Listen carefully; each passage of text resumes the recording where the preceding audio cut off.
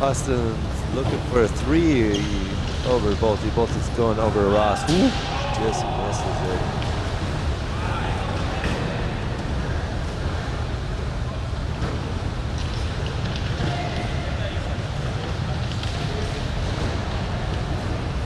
Mr. Gill for the three. That's going to pull him within 5 and then goes down.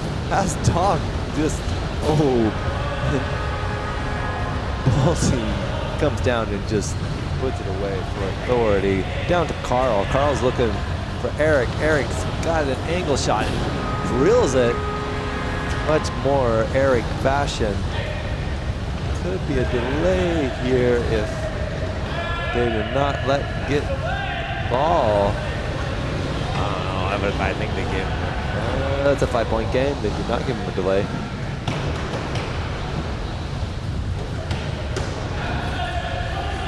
Ooh, puts it away.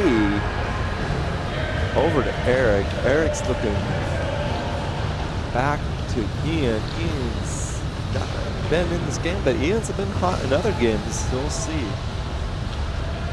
James Gill's coming over. This looks like it's going to have a screenshot of Carl.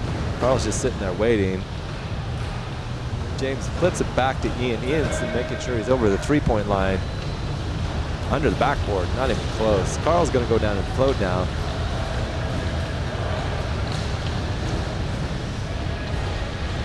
Brad picks it up. Looks back to Brad.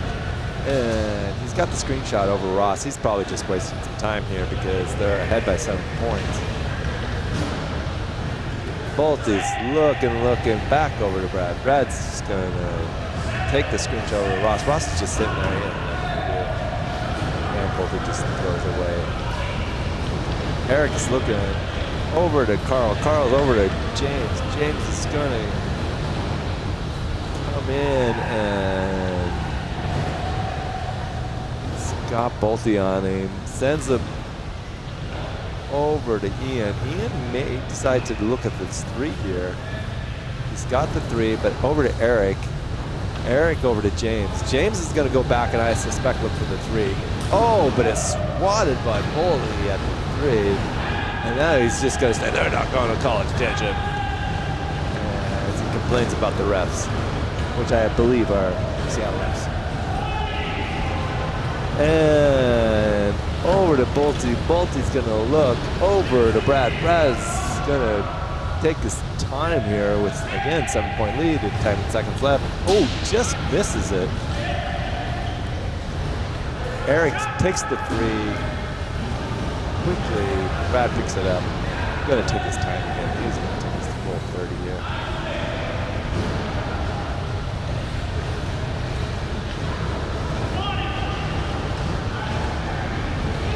Austin's going to go down to Ross. Ross is working on James. I don't think he's going to try to even take the shot. He's just messing with it. Over to Bolte. Bolte will take the shot. Back out to Austin. Doc's going to pick this up. No, it's not even going to bother. As possession came up. Carl's looking to go over Doc. Ooh, tried a little flow run, just missed it. Over to Bolte. Ian's got a dead car, and that's not going to work very well. As Bolte goes around him and misses the lay-in. Over to Ross. Ross back to Bolte. Bolte's going to look. Over to Austin. Austin's going to take a look. Oh, back to Bolte. Bolte back to Austin. Austin's going to look for the 3. Oh, it drains the 3.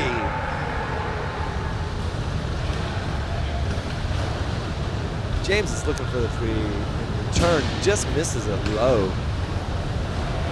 Oh, Austin throws it back to Eric. Eric misses the 3. Back to Bolte. This game's over. There's the 10-point lead, and they're just throwing 3s now. Ben Bird picks it up over to Gill. Gill's going to take a look at it. He's going to go over Brad, and Austin picks it up. Austin picks it up. He's going to shoot another 3. Almost makes that one. Carl's got the edge on Dog, but goes back out for the 3 because 2 points. It doesn't really matter here. And Carl's still on the key, so yeah, they got the possession. That's the last possession that's going to happen. Oh, but he gives it up to Carl, who underhands it behind the backboard.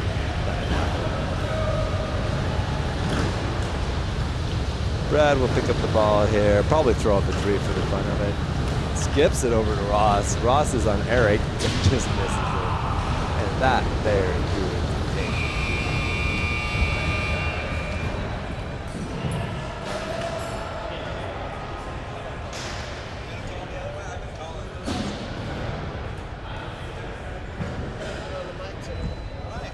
grab another. Is there another headset? You'll have to turn it on.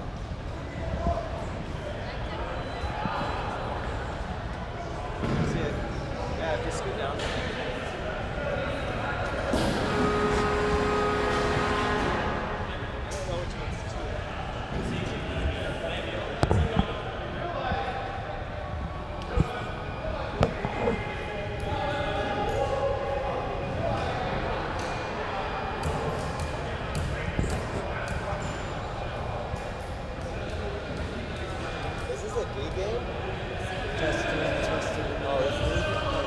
Can you hear me, Sam?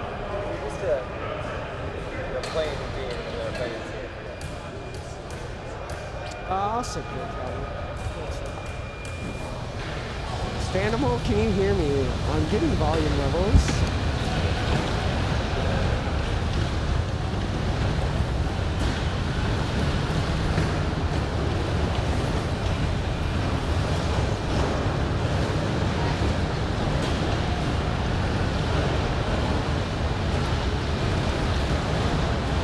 The Castaways are going after the Thunderbolts? Is that what it is? The Thunderwolves. The 2.0. Thunderwolves 2.0 against the Castaways with Shiquan, Scott, Robert, Anthony, and John.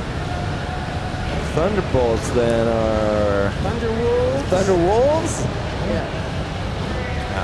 You got Brady, Sid, Dan, Scott, and Cole. We got Chicago, Minnesota action, 8-minute halves. The 2024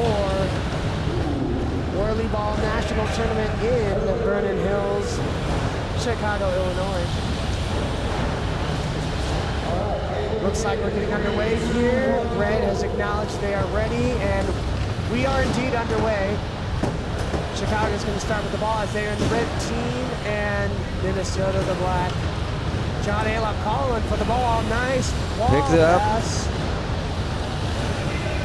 Oh, under the basket, just misses it. You hate to miss those bunnies as you got Chicago. Oh. Now, a little bit of a quick shot there from Scott, but it's all good. The Minnesota defense seems to be okay, although they are possibly going to have a 2-on-1. Oh, over the, again, he's getting a redemption shot, puts it away. Nice when you get that redemption shot after making an easy lay and then you come back and put it away. That always feels Look good. at Chicago here doing a little bit of an isolation for 2-on-1. Chiquan calling for the ball there. He's not up, man. Did not recognize it. Oh, John Alop inside. Oh, and misses it again. That would be the work of the rim, the #1 defender in WhirlyBall. Pass it for Scott in the middle here. 2 scoops all over him. He's in a fight. Put up a quick shot. Does not go. Oh. I think that's called 5 in the key, but we'll see as Chicago back picks it up. And we're going to be looking down the court for it. Chiquan picks it up. It's looking, he doesn't really have anything here, but he's going to try to maneuver around. He's got someone coming on the outside. Thinks better of it, goes across. Got a nice little screenshot here. Good defense by Minnesota there. Chiquan looking to probably take this screenshot over Scott. Heave shot does not even hit the backboard. Cole streaking down for a layup there, puts it up. Oh, just misses it. Chiquan got the ball. It's going down. Oh. Good defense by Sid there in the hole. Minnesota putting up some solid defense on this game. Not letting him have too many of those really easy lay-ins. It's been looking good. You know, Stan, that's been the story of the Minnesota team all weekend, is that their defense has been pretty sound. It's just they have not been able to generate any consistent offense. Yeah, and they're struggling there. Yeah. Again, turn it over. Chiquan picks it up. Gonna go down the court here. Chicago trying to generate some sort of screen here, but the defense is pretty solid with Minnesota. They got a 3-on-2 here. Chicago does. If they can generate it, could go back. That was a great pass. Oh, my goodness. That's the second brick under the backboard from John Aloff. Just got to calm down a little bit, you know, and just realize you got all the time in the world. 2-on-1. Minnesota coming back. Oh, it makes the pass. Oh, just can't get it away. You hate to see it. They just need to execute that just a second or two a little faster, and I think they would have converted that. Yeah, definitely you can see the skill there. They're just the execution. They know the right ideas. They're going to definitely be someone to watch as they solidify that Chico. Minnesota doing a little bit of ball following there. Yeah. Oh, you got Dan wide open. Brady doesn't see him though. He's covered by 8. Beautiful pass. Oh, and just goes low. Maybe rushed the shot a little bit as he had some time in there. That's what I'm saying, man. When you're in that key and stuff, when you have an opportunity to drive all the way in and put up the layup, you got to be cool, calm, and collected when you do it.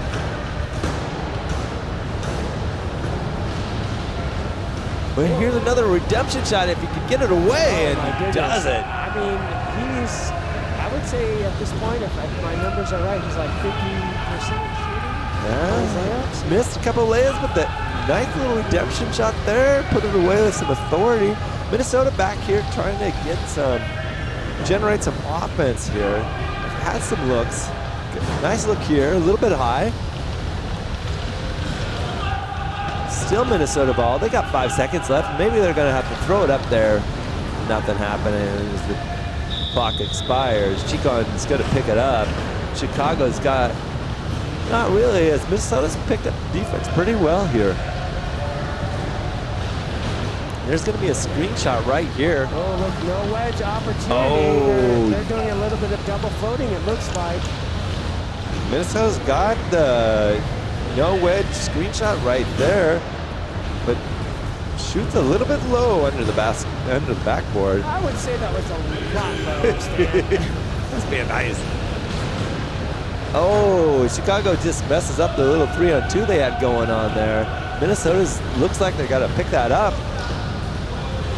Let's see if Minnesota can do something with it. And puts it away.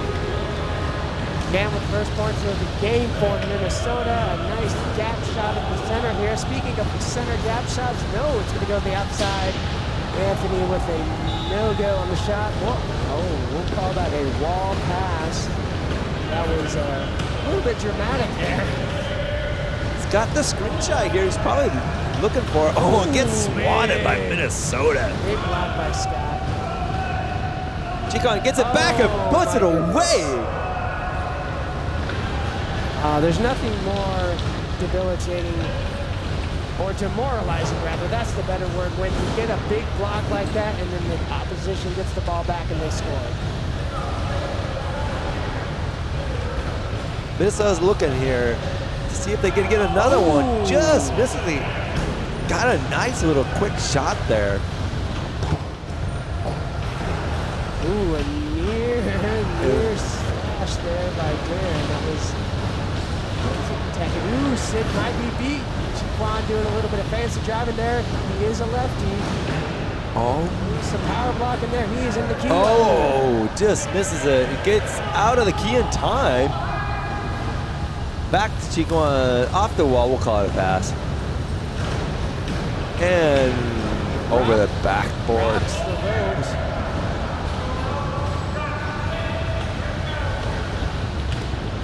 Ooh, now Chicago going to try and wrestle into the 2-on-1. Let's see if Minnesota recognizes with just under a minute left.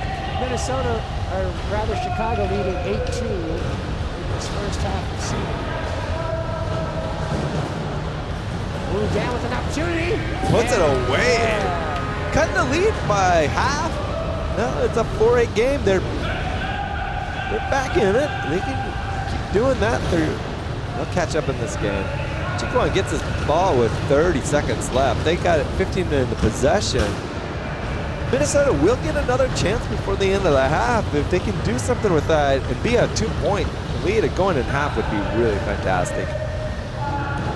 Where's their wedge? They need that wedge. Scott is late to the party, but luckily... Minnesota's got 10 seconds left in this half. See if they can do something with it. Take the whole 10. Get a good shot off here. But as I was saying, luckily, Minnesota got lucky as Chicago was not able to convert that open gap. And that's going to do it for the end of the half here. Okay, they look like they were high-fiving as if it was the end of the game. And like I said, there's still another half left, but probably just acknowledging some sort of call or situation on the court. It's friendly, though. It's all smiles and laughs. Be interesting to see what kind of adjustments Minnesota makes, if any, to try and get back in this game. Like I said, there was a moment in time where they did have double float scenario, although it was just more, I believe it was just one play. But it's good to see that team mixing it up rather than being completely linear with their offense. Like I said, they've been struggling to find a consistent offense number of games, but it is still seeding, it is still early, still getting used to the cars and stuff, and we are underway with the second half. Minnesota driving. Minnesota gets a little bit of a breakaway. They got a 2-on-1 here. Oh, it puts it away to cut the lead by to 2 points. And let's not forget to mention the bit of car disparity here. If memory serves me right from what people are saying, and even my own experience, cars are in black are a bit better in terms of driving. You can do a little bit more. The red's a little bit more difficult. You got a dog. Sometimes you may have 2 dogs in the car as 2 puts of a shot. D pass over to number 10. He's able to get it. Oh, it puts it away fast to make this game even. Minnesota's not going away. Well, like I said, Cole and number 20 for Minnesota is just an absolute dog of a car. I don't think he realizes that the best strategy in that situation is for him to be at the cherry position.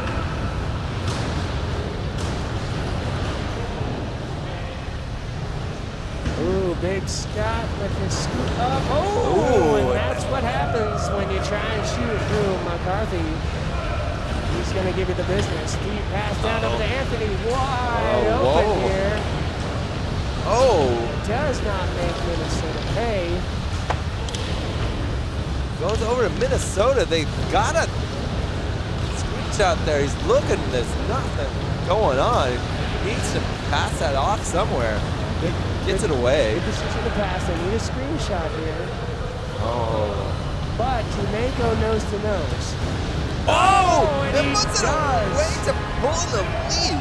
And I don't want to toot my own horn too much, Dan, but I did teach him that. And Chicago coming down here with the lay-in and is not going to miss. I did not teach them that. Minnesota coming back down. It kind of oh my goodness. I thought that was going to be a turnover for sure. He's got the screenshot, waiting for the screenshot, and puts it away. That offense I've been looking for is starting to come to fruition, Stan. It's really nice to see them put in the nice screenshot. Get it in.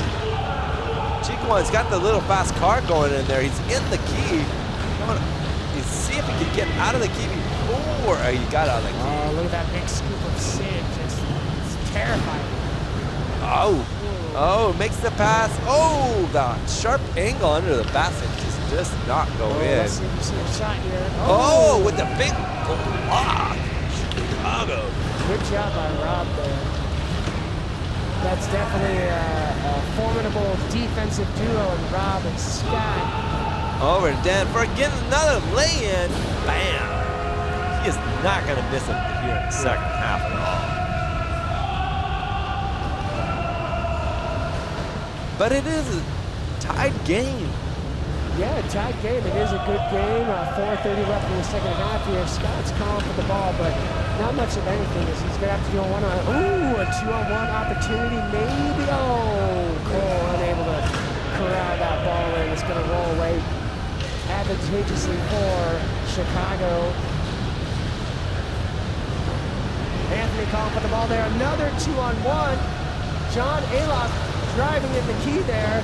Great pass. Oh, and he misses it the first time, though. It was a little contested in there, and he was trying to rush that shot. Yeah, like I said, you just gotta, when you have that open of a shot, you gotta just quick shot from Brady, no good. He's got a 3 minutes, 40 seconds here. Chicago picks up the ball with a tight ball game here. Looking for something. Minnesota's got some solid defense with 3 back in the wall. And the ball gets stuck in the pack. Normally the back, bounce it back out hard. Yeah, that is one thing that Minnesota has improved upon last year, like I said, is their defensive awareness. Ooh. It was a nice looking shot by Sid. Doesn't go in, but it was a nice shot. Attempt. Oh, Dan needs to pay attention, not let John drive on him. Oh, good.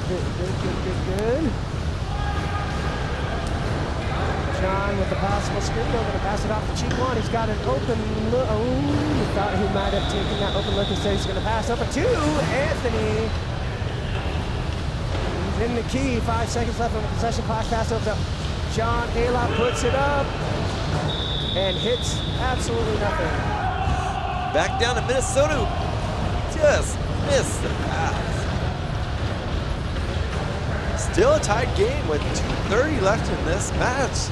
Kind of anybody's game going on. Chicago's got a slight advantage in the cars, but Minnesota's been putting up the points. So Chico's calling for the ball, but not gonna get it. Oh, he gets it back. Come down. There's a nice little screenshot. Misses. Oh, and Minnesota's able to recover. They got 2 minutes left here. If they take a nice time, get a good screenshot on here. Make Chicago beat you. Oh, and just missed the lay-in. Chicago recovers. Minnesota got 2 on the defense there. Oh, Scotty's creeping on the outside. I don't think anybody even notices. Oh, you're Sid. Why isn't he notices him coming down? Sid playing some decent defense here, really. Oh, and just ball there. There you go. Hey, case in point there, my friend. Minnesota picks it up, and they've got the chance. Oh, to go in the lead with 1 minute 30 seconds left. Minnesota showing Chicago that they're not going down easy.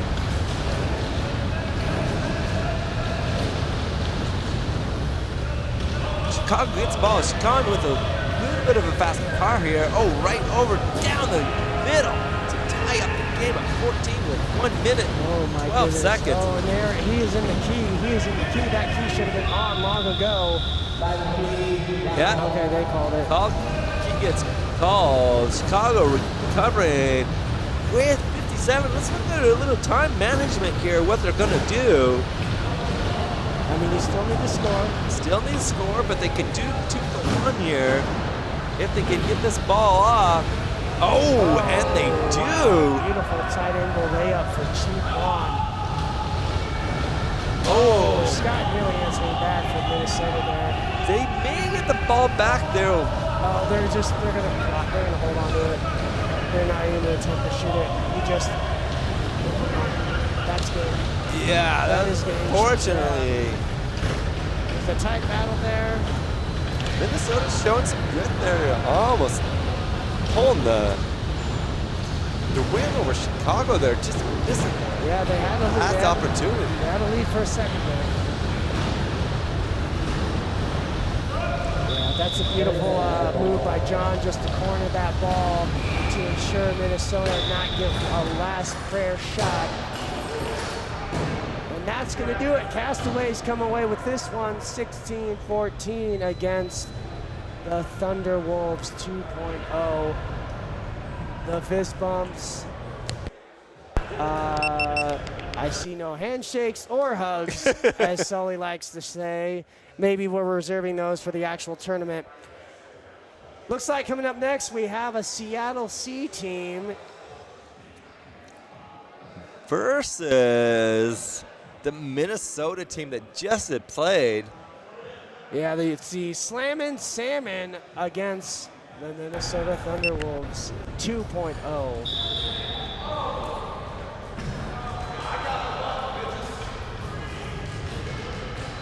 Well, hopefully Minnesota can feed off of their performance in that last game. That was pretty good. Yeah, absolutely. Like I said, the defense was sound, and then they seemed to catch a little bit of fire with their offense there, especially Dan. He is in that dog car. I wonder if that is by design, if he's going to continue to float, which if that is the case, I will applaud them later on because that is a very smart move on their part. Although Dan Carney is going to break away here. Let's see if they pick that up before the ball does. Minnesota shoots it. Looks like Seattle picking it up. Gage is going to throw it over at Carney. Carney's going to look back to Gage. Gage has got that left-handed shot. Ooh, just misses it. Looks like it's going to be picked up by Seattle again. It's going to go back over to Gage. Gage is going to have another shot at this. Right down the middle. Drains it. Minnesota picks up the ball. They're looking to generate something here. They got a screenshot right there. Sale's got 3 in, but there's a nice screen. Oh, makes the shot, just misses. All right, Minnesota needs to recognize they need to get 3 back inside, otherwise they're going to deal with a 3-on-2 opportunity.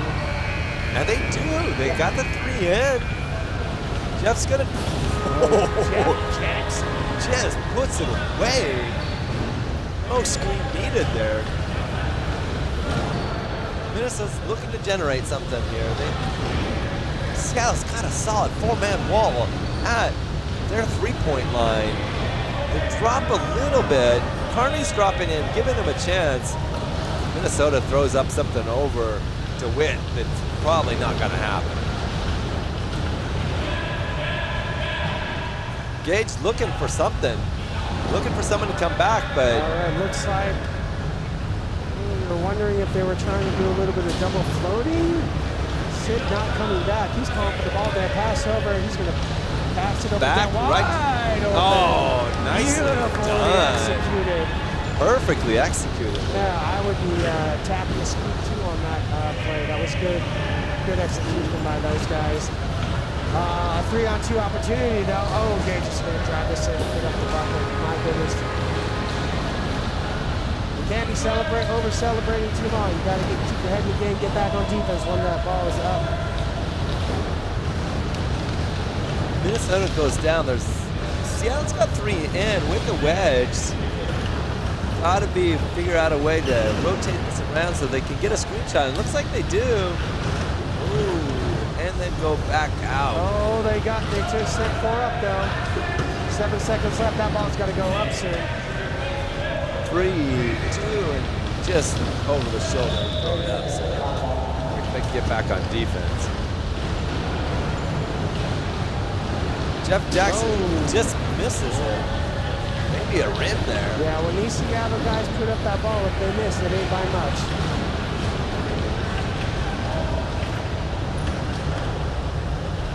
Great outside wall by the Seattle team there. A little bit of a rainbow pass over to Dan for Minnesota. Jeff struggling in his car a little bit, but he was able to recover. He's looking, bounce passes it over. Minnesota looking to generate some offense here. Oh, thinking about going 1-on-1 against Gage. That is not ideal. Back down to Jeff. Jeff looking for something. They had the 3-on-2, but And Sean did not recognize. yeah, Minnesota recovered nicely with that. Got the 3-on-side with a nice wedge. Kearney's got the ball. They leave him alone. He misses low. Minnesota recovers.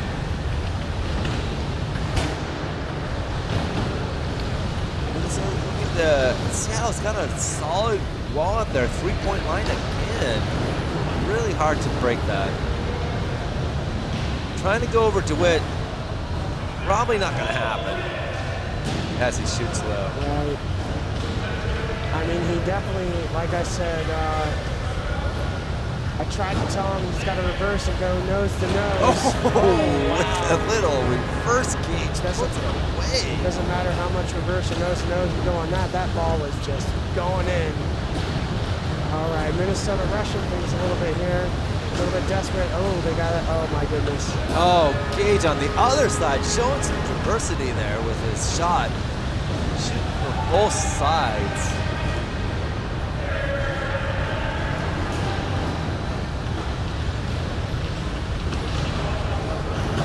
Kearney getting the ball. And Wow. throws it up. Seattle just putting an offensive clinic right now. DeWitt's gonna recover this one. He's looking to come down. Kearney, see, he's got a screenshot here. Goes to the middle. May wait for Gage to get in there, but decides he's just gonna take it and then misses it. Possession's at 16, 15 seconds. And right down the middle again. You know, I did not think that ball was going to miss for a second time. What did not? Seattle is trying to recover, but Minnesota gets through for the lay-in and puts it away. Very nicely done. All right, this is not a good idea to not send a third back just because of that. You gave him a wide open screenshot over the middle, and as we know, that is his bread and butter. Loves that shot right down there. And followed by a turnover, would seem that the wheels are coming off of the proverbial cart here. 2-on-1, pass over two. Oh, he's gonna pass to Sean. Decided to take the shot again. Rims it out. Minnesota's got a screenshot here. Did not go in. Over to Gage. Gage gonna try to drive around, and he does. Does he pass over to Sean? Nope. Decides to take the shot himself. Brady doing some kind of wing technique with this. I don't know it's going to be much of a asset to this game, but who knows? I mean, shot by Minnesota does not go.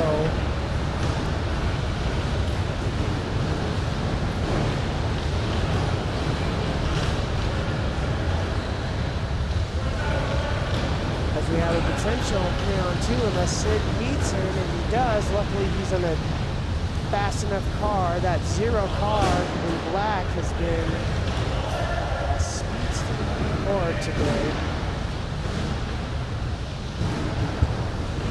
Nice pass over to Dan, who has, Thinks about it, but then DeWitt just gives him a little smile like that ain't gonna happen.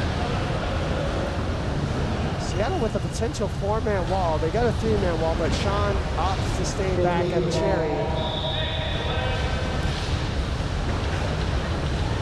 DeWitt lets that go as Jeff picks it up over to Sean.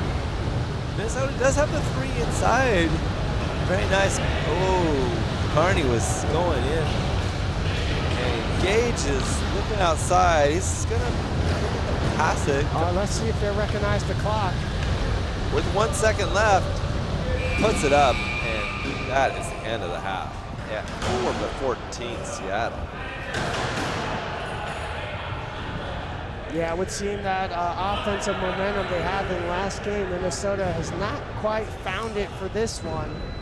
But there is 8 minutes. They're down by 10. Stan, you and I have come back from bigger deficits before. So while it may seem impossible to the average eye, we can tell from experience it is certainly possible. And they do have, you know, a little bit faster car. That zero car can get moving. Seattle does not take care of that. That could be a game changer for Minnesota. All right, we are underway with the second half here. 8-minute halves, of course, for seeding the Slam and Salmon of Seattle versus Thunderwolves 2.0. And a pass over the gauge. Davis is going to pass a rainbow shot to the other team. Yeah, not well advised there. Minnesota's going to come back, see what they can do with some advantage of a little bit faster cars. Well, whatever they do, they better fix their defense first here, because right now it is a 2-on-none situation. They get the points. But they pay for it on the other side with, and they kind of fix it. Oh, they did. If they recognize Gage on the outside, and they got lucky there. Got lucky. They certainly Gage got missed lucky. it. All right, Minnesota looking to keep two down at double cherry position. Unless they're just doing it. Oh, we got number 21, Cole. Gage throws up his hand for the unaware block. Oh, he's in the key. He is in the key. Oh, and they had to shoot it quickly, not go well. Well, here comes the 2-on-1 for Seattle. They get the ball down to them. Gage puts it up. We'll call it a pass. Carney puts it away. Seattle up currently 16-6 with 6:28 left to go. Sid with the ball there. Puts up, not quite sure what that was. I'm going to be generous and say it was a shot. Over to Gage, looking for a screenshot. Drives past it, back to Jeff Jackson, who reaches for the pass. Right down the center, nothing happening. Minnesota has a 3-on-2 if they can recognize it, but DeWitt gets back in and closes that down.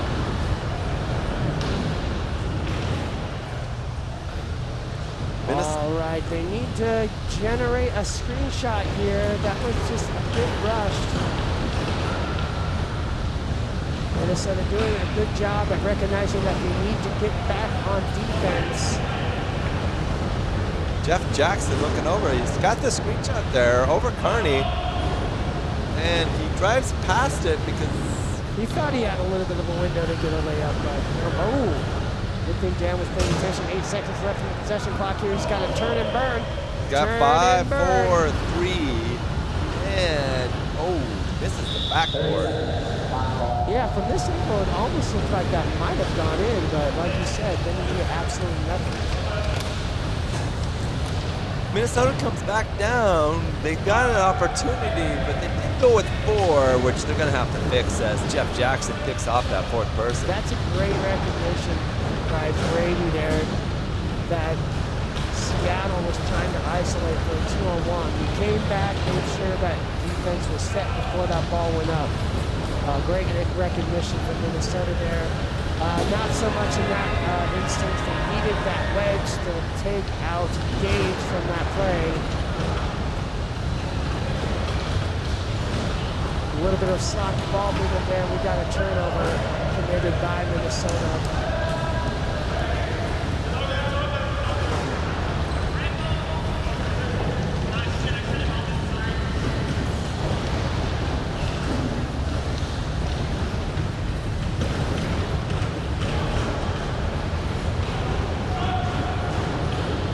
Interesting thing, Stan, if you watch Minnesota and what I assume is they're trying to double float, they're really not pressing them under the backboard.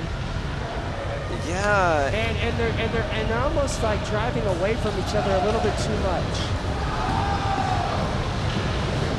And Seattle putting on a clinic on how to block shots there. You had Gage, big scoop there. Carney on the backside, over to Jeff. They got the 3-on-2 if Sean goes in the middle there. Carney looking for the back. You couldn't have asked for a better ball pass than that.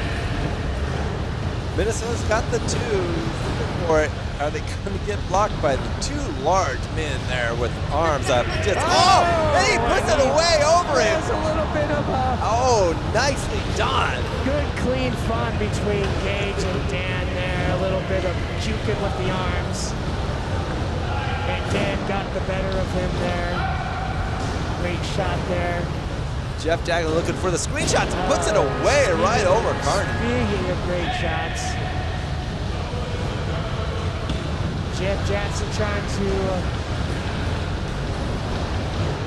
show that he can be an offensive force here. Goes back to Minnesota here. Minnesota's got 14 seconds. Come down. Made a shot that was a little bit low. Right, so at this point of the game, Stan, I would probably just, I know that the urge would probably be to just start checking up threes because you're down. But really, it is seeding, and so if I were in their shoes, I would just keep playing the game straight up as much as you can, try and focus on setting each other up, getting those absolutely 2-point shots, which it seems they're trying to do now, but just Seattle's defense is just absolutely smothering Minnesota right now, as the score definitely showcases a 24-8 with under 2 minutes left to go. Jeff Jackson running in circles here, looking for a screenshot. Puts it up right underneath the rim there. Minnesota, again, should just work on some basic getting some open shots here. They're going to try to do quick shot. Minnesota's going to recover that. Off the ball, I'm going to call that a pass. Yeah, well, this, Minnesota not quite on the same page. Especially toward the second half here.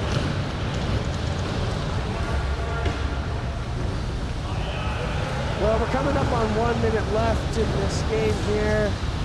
Seattle's going to come away with the victory, but hopefully they can use, Minnesota can use this as a learning opportunity. Puts one away from distance there. Try and figure out what they need to do. They can, feed on that momentum against the Chicago team that they did pretty well. Again, got some offense going there. Nice shot. Well, and it's hard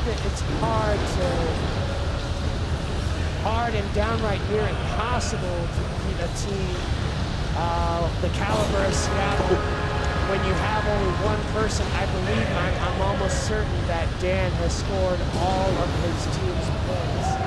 Or no, excuse me, I believe Scott had 1 or 2 shots as well, but then again, even just 2 of your players, if they're only kind of consistently scoring, it's hard to beat a team like Seattle where they have 3, if not 4, really good shooters. Just going to see Sinclair one up high there. And that is the end of that game, Seattle winning 28-10.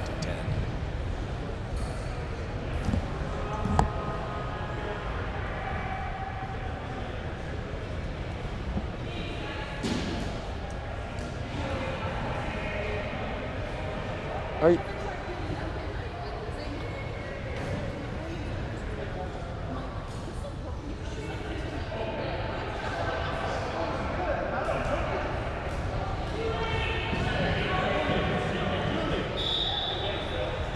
All right, my good friend Stan Brown and co-commentators gonna go get some libations. We'll see if anybody else opts to jump on the mic until his return. And coming up next, we have some more C Division action as we have Chicago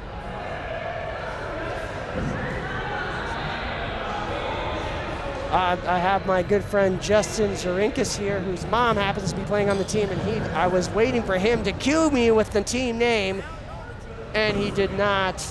Let's see here. They are. Hello? Yes, they are. Seafood. I should not forget that, as that's one of the more creative team names.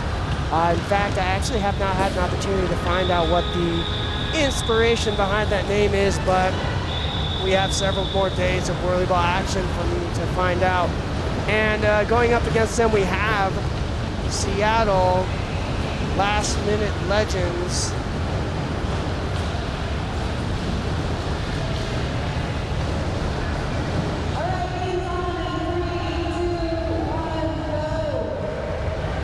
And we are underway here as Seattle starts with the ball. They in the red team, Chicago in black.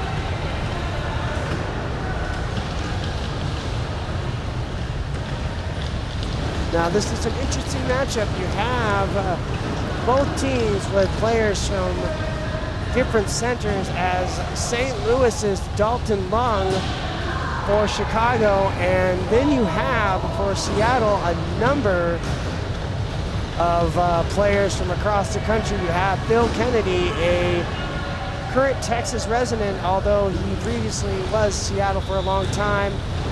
You have Nate, their primary goalie from Texas, and Andy, the ever-dangerous shooter from Chicago.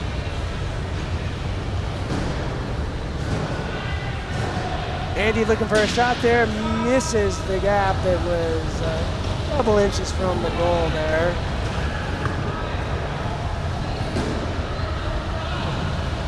Oh, and we have Nina from Seattle in that 20 dog car. That is just not a great car. She's trying everything she can. Right, and with that, yeah, they gotta swap that one out. That car has been a little bit difficult to drive today. Mechanics are doing the best that they can, though.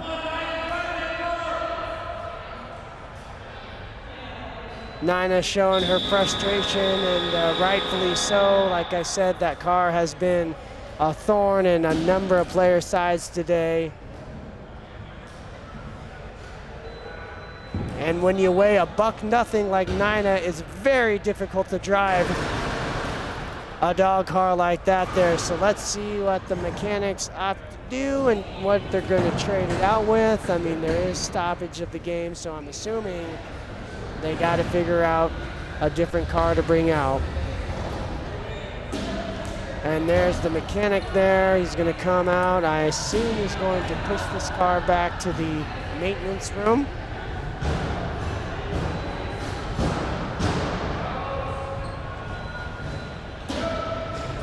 And again, shout out to the WhirlyBall Center staff doing everything that they can to try and keep these cars up and running. Hats off to the bartenders and all the other staff taking care of us this weekend here in Vernon Hills.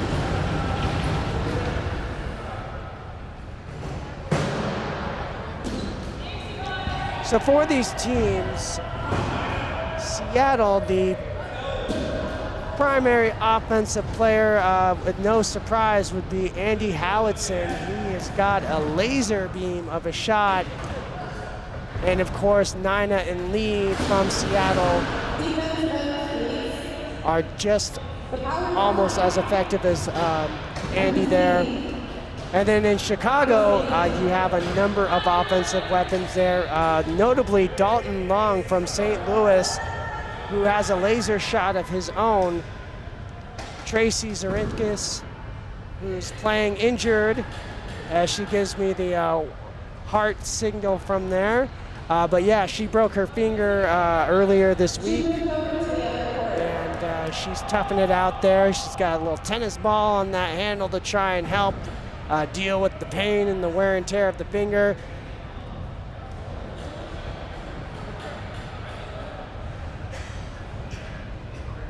And holding down the defense, you got Julie.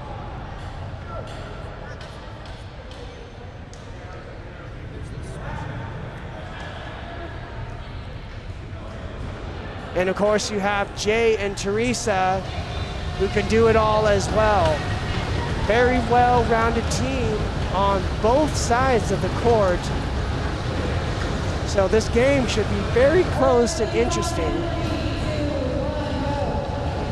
I expect a 1 to 2 possession end here, or not possession, but score. Nate trying to give Nina a little bit of love time to get through. Deep shot from Nate. Does not go. Pass over to Teresa, who's gonna do a little bit of a roll into the key. Oh, just misses the bunny there. Ooh, Dalton's gonna be able to get that rebound. Pass up to Tracy there, he's gonna pick it up, thinks about it. Pass up to Dalton up in the middle there. Ooh, the rim says no, Mr. Lung. Not this time around. Andy puts up a quick shot over the middle there, does not go. Tracy with the ball. Bill Kennedy from Seattle looking to make sure that Dalton is in check.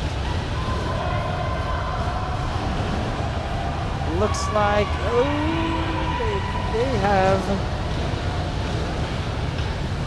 changed that possession clock just a tad bit early. Phil didn't quite have it possessed, but it's all good now.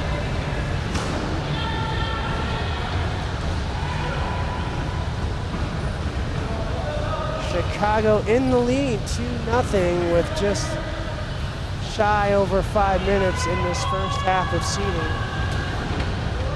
Tracy recognizing, as well as Teresa recognizing that Seattle were sending two a tad early. Nate looking for the pass over to Nina. Nina zip pass over to Lee Jensen here. Shotgun Lee over to Andy Howitson. He's covered by Julie. Great defense from Chicago.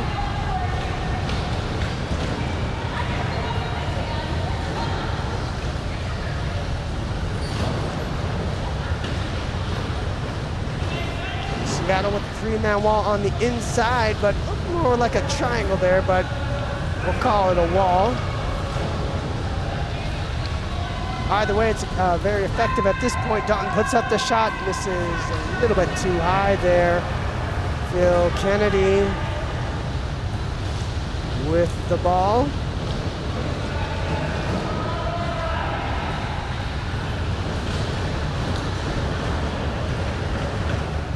Rainbow pass over to Lee Jensen. Ooh, swatted away by yours truly, Mr. Dalton Lung there, who is calling for the ball there. Tracy has a potential shot. Let's see if she takes it. Nope, she's met by Mr.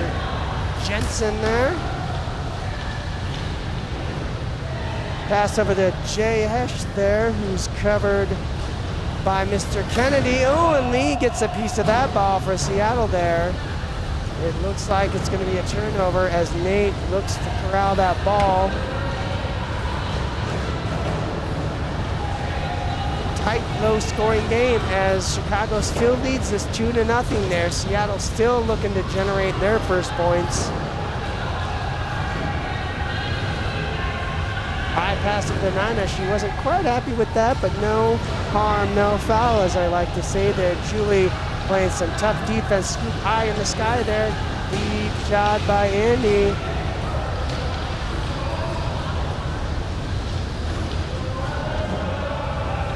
Seattle three-man ball on the inside there. Dalton with the potential screen shot. Opts to pass it to Tracy, and that's a great decision because she gets two. And speaking of two-on-one opportunity, they had it, Seattle had it for a split second, but Teresa does a great job at getting back inside, and now look at that. Chicago has a three-man wall of their own. Nina has a screenshot. Jay with his scoop. Does not get the block, but does just enough to warrant a miss from the Seattle team. Nate having a little bit of trouble with his card, number 10 there.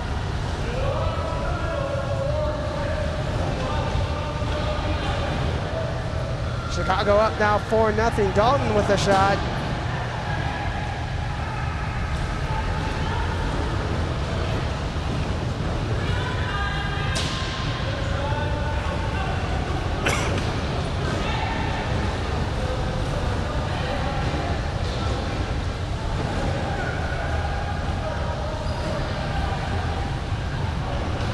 Chicago playing some very methodical offense, it would seem right now. They're not taking quick shots for the most part, not rushing.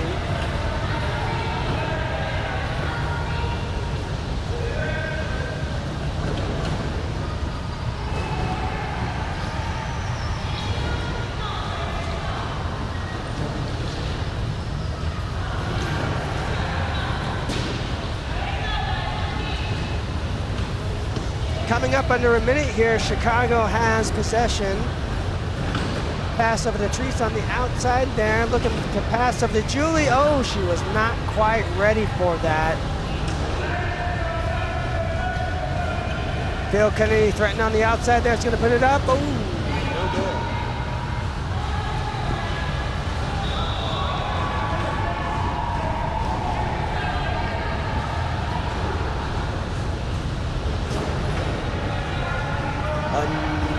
Let's see here, there's not going to be a wedge opportunity as Phil opts to stay down with Nina, but then decides to come back.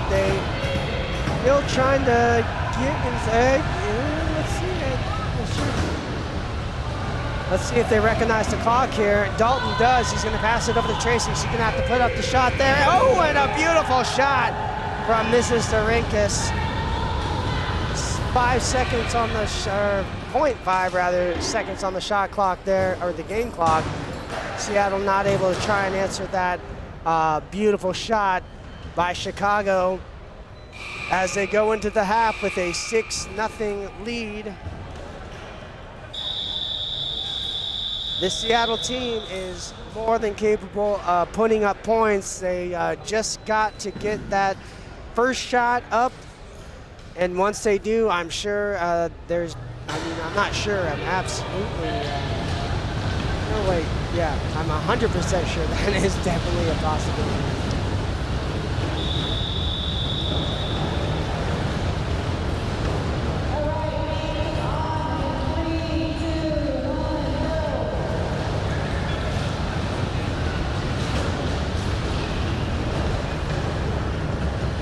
Second half underway. A beautiful pass by Mr. Long. Oh, and a bunny missed by Tracy. Beautiful four-man wall by Chicago here. Phil Kennedy driving down, trying to break that wall. Chicago doing a great job at making sure that's not done there. Dalton is now the wedge as they have a four-man wall with a single wedge. You don't see that too often, but it is certainly effective in this case.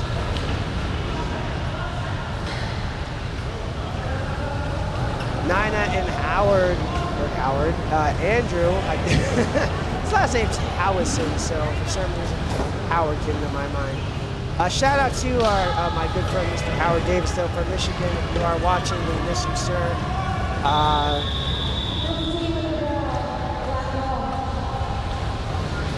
Chicago back on defense here. Pass over to Nina, met by Julie. Andy with an opportunity. Oh, that ball was a little bit too much of a laser pass for Andy to get that one in here. Jay pass over to Dalton. He's got a screenshot.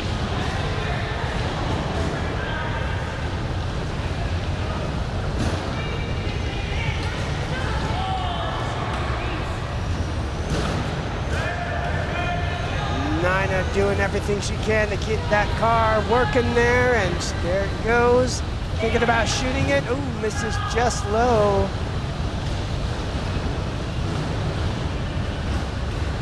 Tracy zipping down court there, thinking about shooting it, but recognizes that the shot isn't quite there. Gonna opt to pass over to Jay. He may shoot. Oh, and he does. The Chicago team is very defensive sound. They're certainly getting three back inside. They're not always utilizing the wedge, but it's just like they not really have to. Dalton has a screen.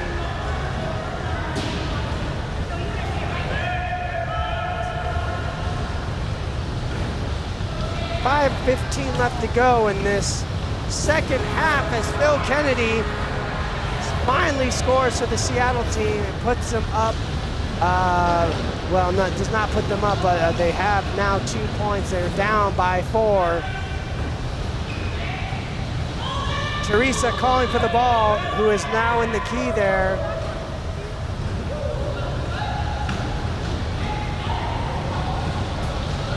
Nice pass up to Teresa there. She may have a shot. Ooh. 3-on-2 opportunity for Seattle here. You have a feeling Andy's going to put it up, and he does. Mr. Howison has not caught fire for the Seattle team here.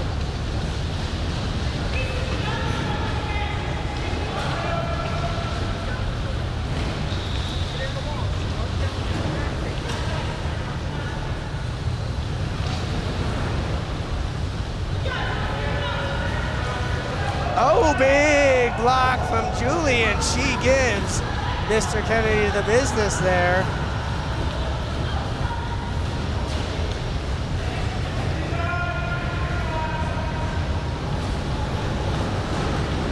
Seattle still very much in this game, only down by 4 with 3:52 left to go. Nina telling Phil to shoot that screenshot.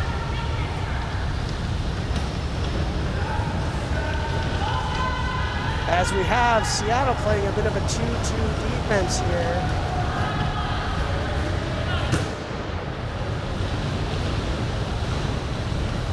Tracy with a little bit of fancy driving there. She's going to drive it in the key. Let's see if she puts it up for 2.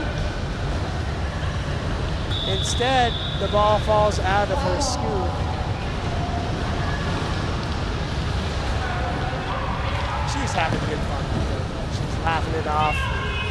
I love to see these players having a good time out there. Lee Jensen with the ball. Pass him to Nina. Chicago doing a bit of isolation there. Dalton has a screen. Big block from Seattle. Good work, Nate.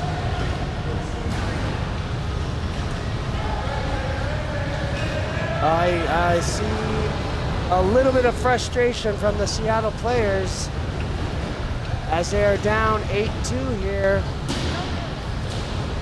I do not believe Andy has hit a shot here, but Lee Jensen really had an opportunity there. But Nina cleans up that mess, bringing Seattle within 4 on that beautiful little shot.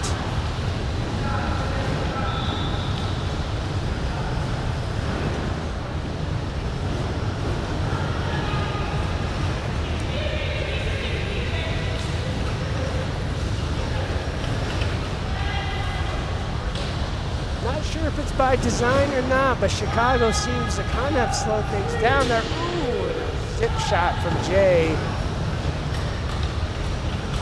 Does not go there. Let's see if Seattle goes in a little bit of hero mode with quick shots here. Great defense by Teresa to beat Andy there. Gets the scoop up there. If I'm Chicago, I'm trying to slow things down. I mean, you certainly want to score, but you want to look for a great shot. They have 17 seconds on the possession clock. Ooh, you feel like they could have used a little bit more of that, but they got the ball back with 8 seconds left there. Shot from Teresa. Does not go. Tracy with the ball back. Ooh, they had 3 opportunities, but were unable to convert.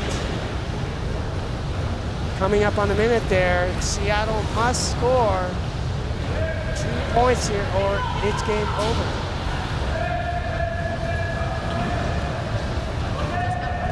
All right, Jay trying to tell his team to slow things down there. They have this game in the bag. They do not need to score anymore.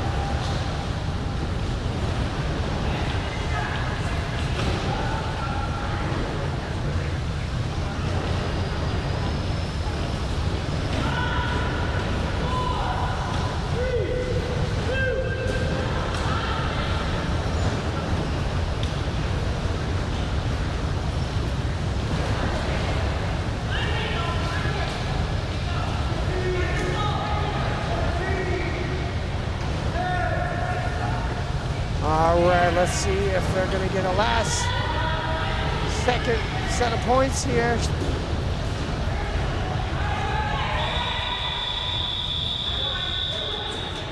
All right, and that'll do it here. Last Minute Legends defeated by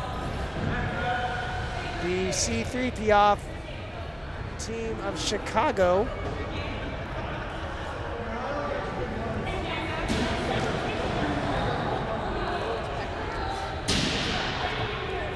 Coming up next, we have Chicago C Willie's Peckerheads versus the Whirly Sirs of Minnesota.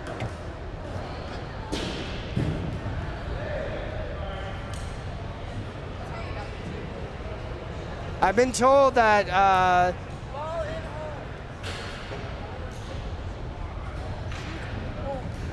well, I was told by somebody that they're all bald on the Willie's Peckerheads, but that's not quite true. We have Cliff Thompson on there. I guess that would be the equivalent of the bearded men from years ago from Texas, all who were bearded except, I believe, Thomas Lee at the time. But sure, we'll roll with it. Willie's Peckerheads, ball. I guess that's the requirement, is being bald and having Bill as your coach for the Chicago team. And then the Whirly Sirs of Minnesota, last year's D champions, playing C this year.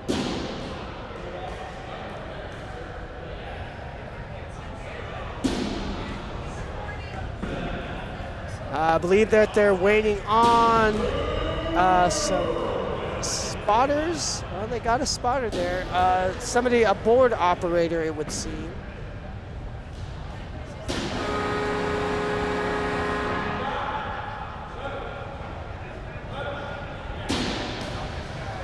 Dan trying to point something out to me. Ball in the holes. Yeah. Ball in the hole. No, that's apparently not it. It's, yeah, I'm sure Dan will tell me later. I'm not sure if he was trying to.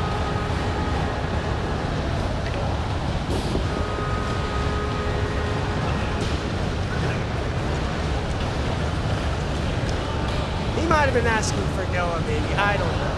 But let's get this game underway here.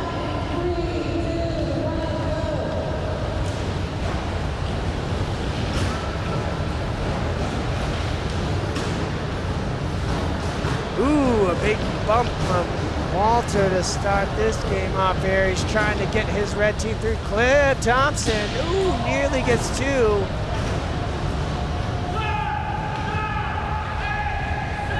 Ooh, a little bit of a roll over to Brett Coons. And a beautiful, beautiful shot from Walter. Make sure you call him Walter and not Wally. He hates that, folks. As we got Luke, the chef. Look at the dump pass off the 25. A nice bang, bang shot from the Whirly Sirs.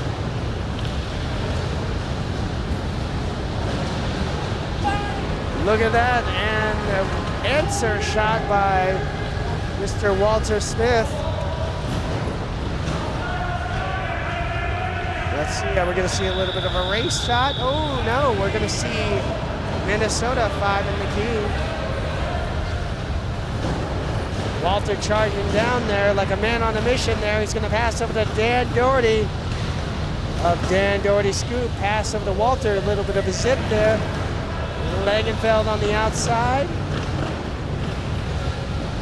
Met by Erica. Ooh, a quick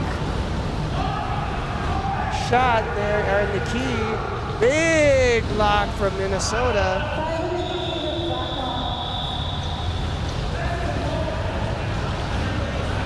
Chicago leading this one 4-2 currently.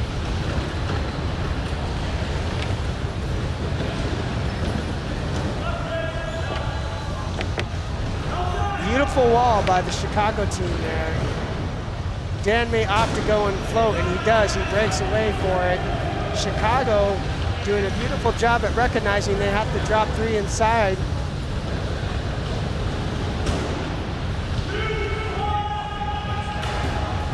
Rainbow shot by Minnesota does not go. That one nearly went from Cliff. A deep 4 welder from Mr. Thompson.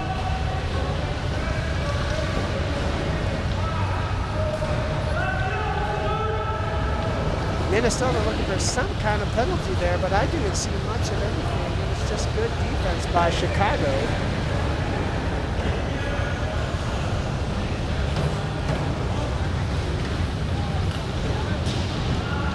Walter getting a little bit shot happy there.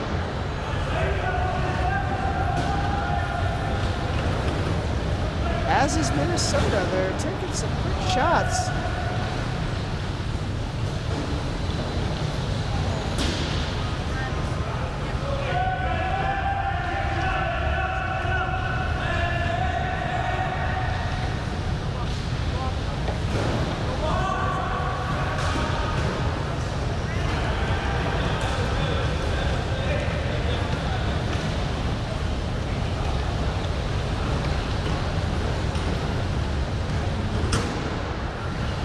Good defense by Minnesota there.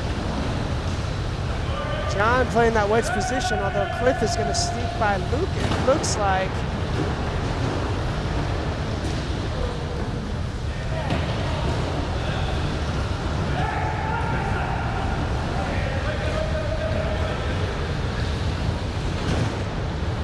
It has been nice to see Minnesota this year. They have definitely improved and upped their game since their first year last year. They obviously won first year around, and they were good then, but most certainly they have improved their game. I am sure that they've watched a little bit of film, had discussions, as we see a nice shot from Brett from Chicago to put the first points, or 2 more rather, on the board for them.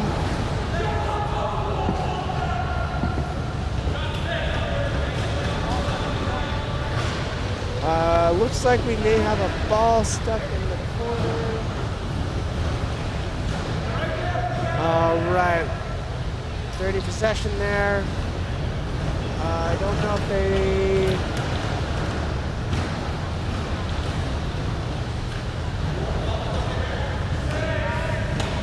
We got 3 seconds left on the possession clock. Ball sails over the backboard. Pass over to John, who's got the screen. Oh, nearly had the points.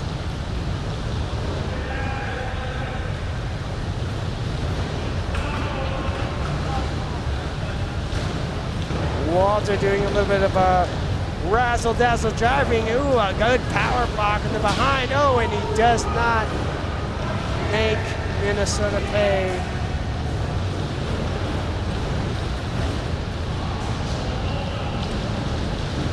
Pass over to John there, and pass back over to Chef Luke. He's got nothing. He is trapped under that key. It's going to be Chicago ball. Great defensive maneuvers by Chicago. Cliff and Mike to pin Luke under the backboard.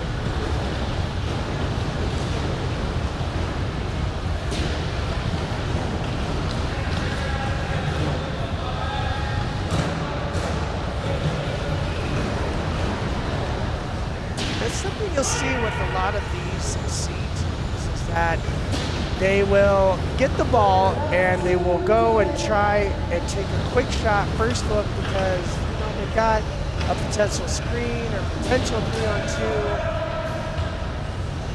which isn't always necessarily a bad thing, but I would almost like to see them generate and work something a little bit more to try and find,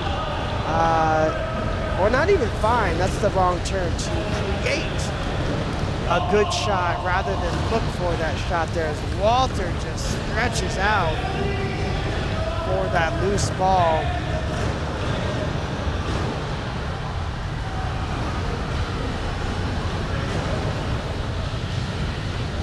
Brett trying to drive in deep there. Pass over to Dan Doherty in the corner. 10 seconds left on the possession clock. Brett's in the key. They don't recognize it. Deep shot from Walter goes. And he's fired up about it and letting his team know as they currently 10-2 with 32 seconds to go in this first half of seeding there. Outside shot from Luke. And that is a bit of what I was talking about there. Just that first look, that first read. You want to try and find something a little bit better and generate offense. Big block from Mr. Thompson there. We got 9 seconds remaining here. Let's see if we're going to see a 3-point attempt. 3 seconds there. Walter with the ball, puts it up. And from my eyes, in perspective, that would have been a 2 as the front of his bumper was just a little bit over the line. I did. But of course, we'll never know because the points were not made.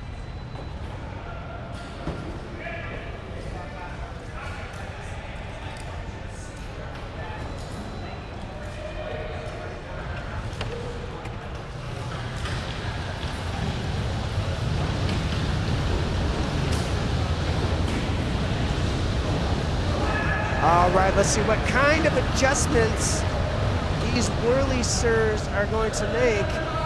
As you can see them talking things out there, they are not content with a 8-point deficit. They feel like they are better than that. And with that said, the clock is on. Let's see what they got in store for Chicago this second half.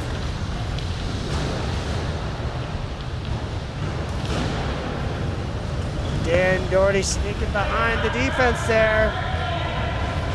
Chef Luke cooking up some points for the Minnesota boys. We have Cliff Thompson going to get the rebound there. Dan Doherty trapped in the key. He is still in the key. And they're going to get called for 5 in the key. Minnesota just wanting to make sure that the refs were paying attention there. As we have another 2 points from Chef Luke. He is starting to heat up. Let that man cook, ladies and gentlemen there.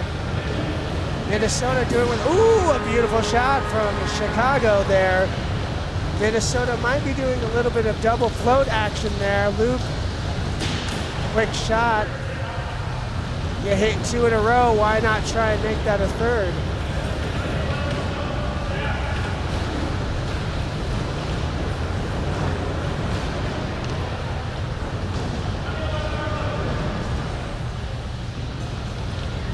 Langenfeld up to Doherty. Doherty may put it up. Oh, and the rim says no to Mr. Doherty, as it has to so many of our WhirlyBall players this weekend.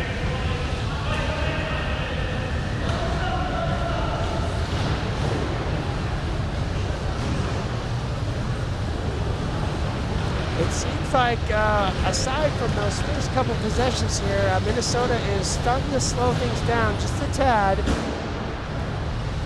I don't know why they're driving back, giving up ground. Oh, they were trying to set Luke up for a deep 3-point shot. Good work by John to actually try and set up that screen for him. Langenfeld has an open look up the middle there. Pass over to Walter. Ooh, tight angle shot. Does not go. Langenfeld with second life there.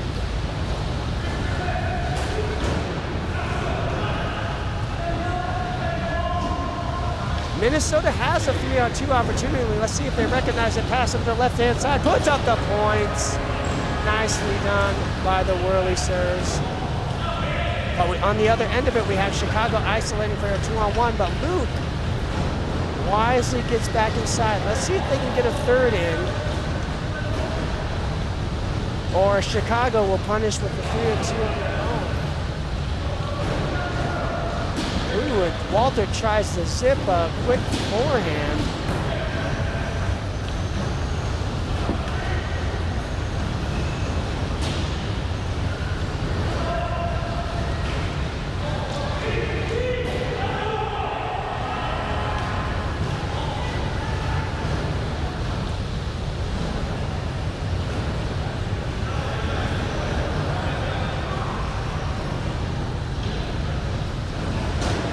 a very aggressive wedge.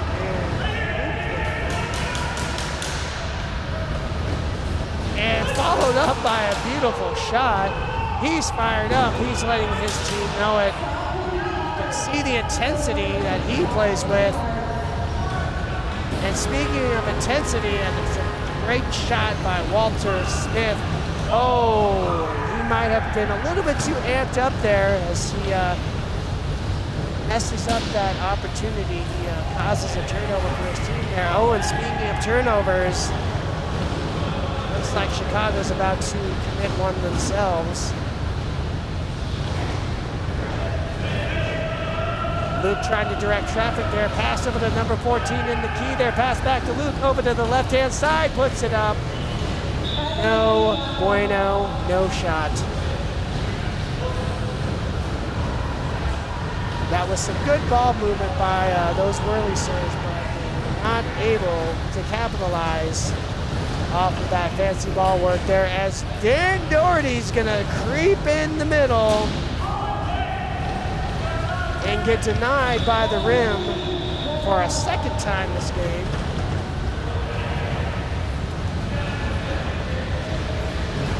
Ooh, Cliff Thompson with a beautiful block on the chef. Chicago leading 15-12 with 3:02 left to go in the second half. This game is very much not over for either team here. Minnesota obviously needs to score 3 to tie and 4 to take the lead. Plenty of opportunity to do that here. Ooh, a deep shot from Eric, not characteristic of him. As we have a 3-on-1 offense from Chicago here. Minnesota able to get 2 inside. It looks like they're going to be able to get the ball here. That was a lucky break for them as we have a 3-on-2. But Minnesota turns the ball over there. Ball down over to Brett on the floater position. Bounce pass over to Walter.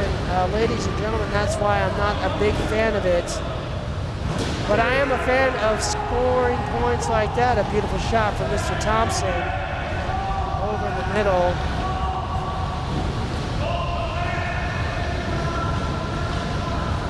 Chicago leads by 5 now there. Minnesota must score.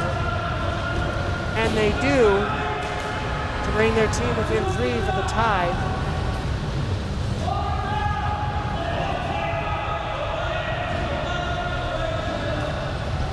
Chicago has a 3-on-2 opportunity. I'm not sure why they're not working it. Now they are. It's very perplexing. You have somebody with a great middle shot like Brett, and you opt to do an outside shot as Luke brings Minnesota within 1 with 1:05 left to go in this second half here. This is a very good game.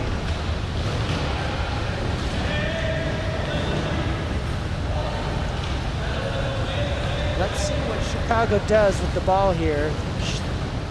Chef Luke in a good position defensively here. 5 seconds left on the clock here. Cliff's gonna have to put up the quick shot. Does not convert. We got just under 40 seconds here. Minnesota must score. Ooh, a near turnover. They're gonna have under 20 seconds on their possession to try and score here. Oh no. Outside shot does not go, and that, ladies and gentlemen, is going to be the game. Chicago's going to squeak this win by 1 point, barring some unforeseen disaster with the ball.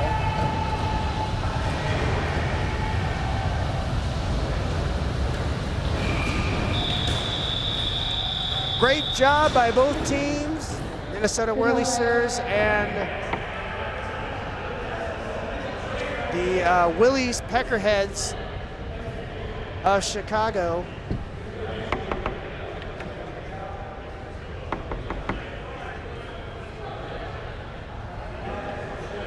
I believe that's back-to-back games for Minnesota, and it looks like Chicago is staying on the court.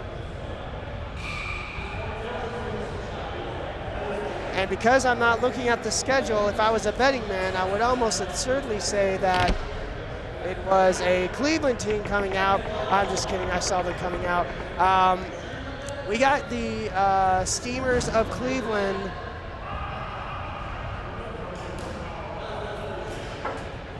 versus these Peckerheads.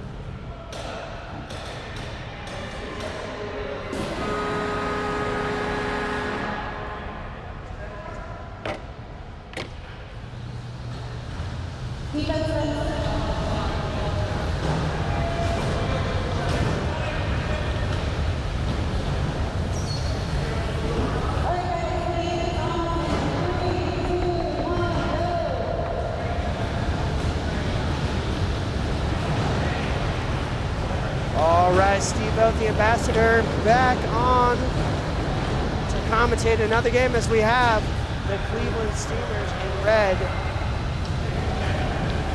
And Willie's Peckerheads back on the court there after their victory over the Whirlysters as we have a shot for Mr. Cliff Thompson.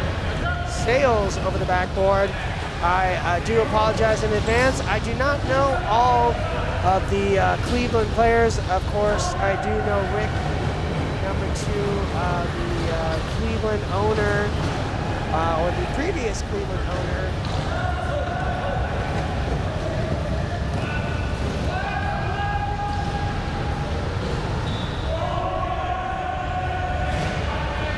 But names aside, what I have seen from this Cleveland team is that they do have very good shooters here and a very good defense apparently, as number 14 gets a major swat to the other side of the court.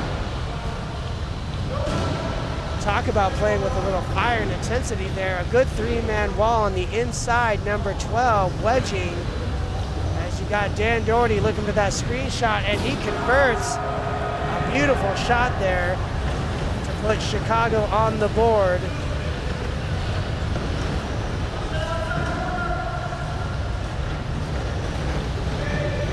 Walter directing traffic for his defense there as he's trying his mightiest to get a piece of that ball, which for those of you know, those of you who do know Walter, can be a little bit difficult at times.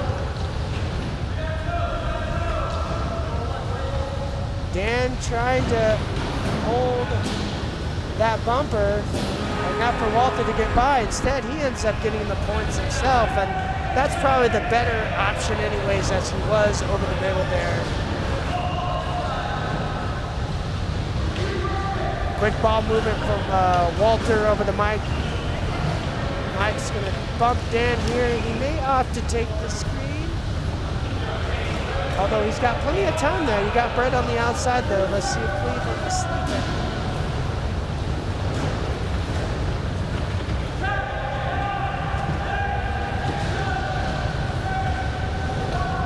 Walter wanting that shot. One more pass probably would have been nice. 3-on-2 opportunity for Cleveland as you got Ricky, led by Mr. Smith.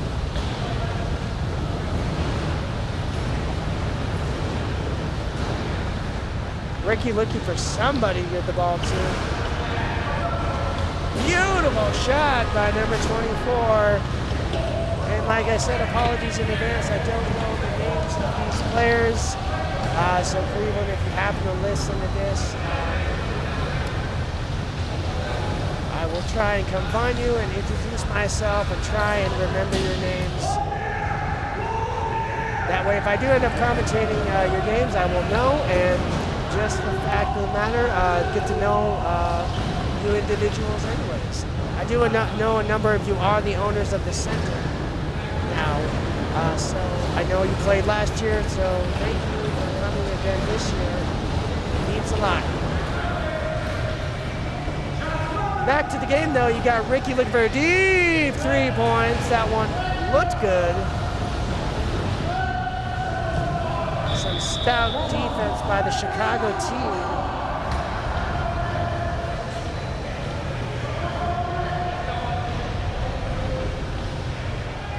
Our good friend Brett, who's looking for somebody to get that ball to. Some good defense by the Cleveland Steelers here. Brett directing the traffic for that screenshot does not go. Good defensive stand by Cleveland. We're currently down 4-2 with 3:30 left to go in this first half. And my goodness, speaking of what I mentioned earlier about Walter getting a piece of the ball, he certainly got a piece of it that time. Beautiful defense by him as Dan Doherty tries to put up a shot there.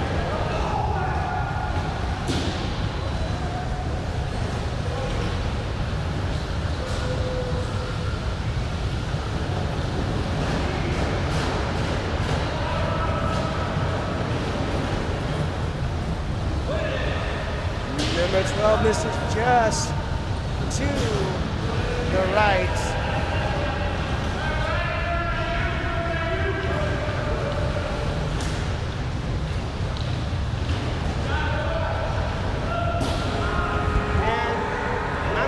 Our good friend, Mr. Brad Dobies from Cleveland. He just sat down beside me, and I just, Brad, I don't expect you to stay on long if you don't want to, but just for the viewers out there, and because I'm an idiot, can you just do a quick rundown of who's who for the Cleveland team, starting with who just made that beautiful shot, number 10? No problem. That's Craig. He's one of the owners in Cleveland. Followed by 12, which is Ryan, also another co-owner. And their good friend Mike, Miko, 14, and then obviously Rick, we touched on that earlier, former owner of the Cleveland Center, and one of our former employees, number 24, Jim Sullivan. All right. I'll try and remember that. No promises though. They're playing some good WhirlyBall out there. They certainly are. I'm very impressed with how methodical they are with their defense. They're consistently inside, utilizing that wedge. Yeah, defense is a big thing I told them to focus on. And just like me today in this Look at tournament, that breakaway. offense has been kind of a struggle though, sometimes. Right, and there's definitely a number of teams who seem to be finding difficulty finding their offense. I think a lot of it has to do with just getting used to these courts and cars because, I mean, Chicago, I see, obviously, they're the teams that are the least having difficulty finding offense. Oh, for sure. This is their home center. They got that home field advantage. We took advantage of that last year. For sure. Yeah, I remember that. I didn't want a small jab. I'm sorry. No, that was a good battle between our teams. I love playing against you guys. It was a bittersweet thing. You guys are in Avis here. I didn't get an opportunity to play against you, but at some point, the battle between both Nobies will once again happen. Yes, I cannot wait for that to resume for sure. It's always great playing you guys. and hopefully you guys can lock it down this year. Maybe we have a little bit of an upset, quote unquote, for some people. Yeah, really looking forward to watching you guys in the future. You guys have been playing you know what's off. Correct. For the first couple of days. As the Steamers bring it within 4. They're only down by 4 here, 10-6 going into the second half.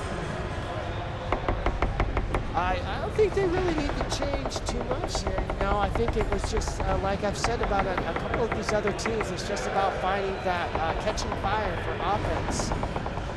For sure, and a lot of these guys can shoot. Ricky's been playing for how many years? You know, we know where his shot's coming from for the most part when we play him in Cleveland, but a lot of these guys, it's new to them to play Ricky, so. And then Craig's got a really nice shot. Been trying to help him. That didn't prove it, but he got a really nice high shot once he puts his elbow up. We're trying to work on him with that. Well, it seems to be panning out. Because, like I said, I remember watching these guys. I remember these players from last year. And they're having definite strides in that game. For sure, they ran into that monster that was the Minnesota team last year in the B division. Unfortunately, I wasn't able to watch that live. We were playing on the other court, as you know. Right. But I have watched as our championship game, or series, I should say, multiple times throughout the year. Can't get enough of it.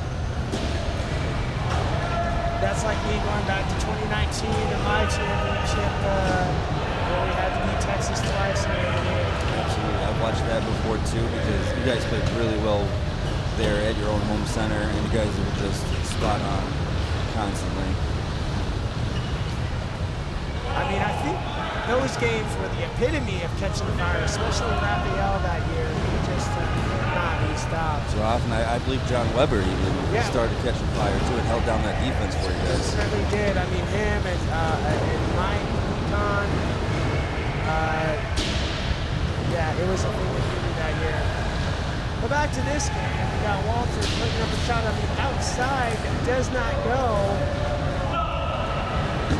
I wonder if things have cooled down for Chicago here as they are in the, whoa, man, Walter is making me eat my words. I had made a remark earlier about, how difficult it is for Walter to get a piece of the ball defensively, and he has already had 2 big blocks. Great defender, good shooter. He even had to rub it in my face in the Texas invite this year when he got a piece of mine, for sure. Sent that right back into the corner. Oh, and he's just, he must have heard me taking it personally. I don't know. Yeah, he's got a vendetta to settle with you, I think. He does. So, Walter, when you hear this back, just know there's nothing but love for you. Hopefully that love can be reciprocated. As we have a nice shot attempt by Mike, does not go. Still nice nonetheless as you got Chicago with a high 3-man ball. Let's see if Cleveland's going to be able to break it. Ricky looking for that gap, a nice bit of a bump forcing Chicago to drop in. Possibly had a 3-on-2. Yeah, Chicago read that one beautifully there. Cleveland down 12-6. Ryan with a long shot. Yeah.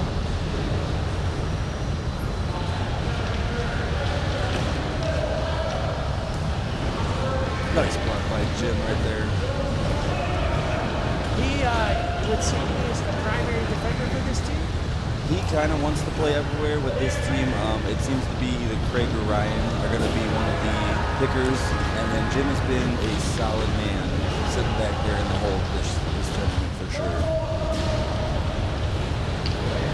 Yeah, I've been watching a little bit this year. Yeah, that just seems like his bread and butter is a little bit of everything. I mean, when I have seen most. Yeah, he is their tallest defender, I would believe. Between him and Ryan, they got some height right there for sure. Michael likes to sit back there and play some defense. I've been trying to teach him the wedge position. to get him kind of more of a roaming kind of position in that defensive end. That rover position. Pretty much, yes. And then he can go up and shoot one or two every now and then, or just fall back into the defensive wall for the next play. Just kind of give a little bit of the offensive freshen up as they keep going.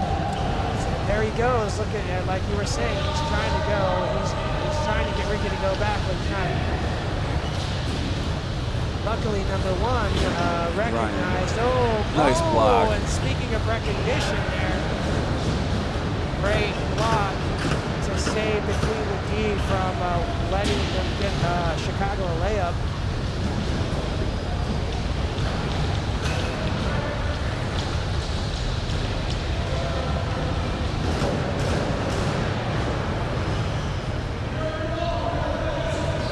Ricky, looked back to make sure the defense was set before he went too far up. That is a veteran move. He's been very good recently about doing that because we have made him pay for sure at our home center during practices. So he is starting to learn to make sure the defense is set for sure.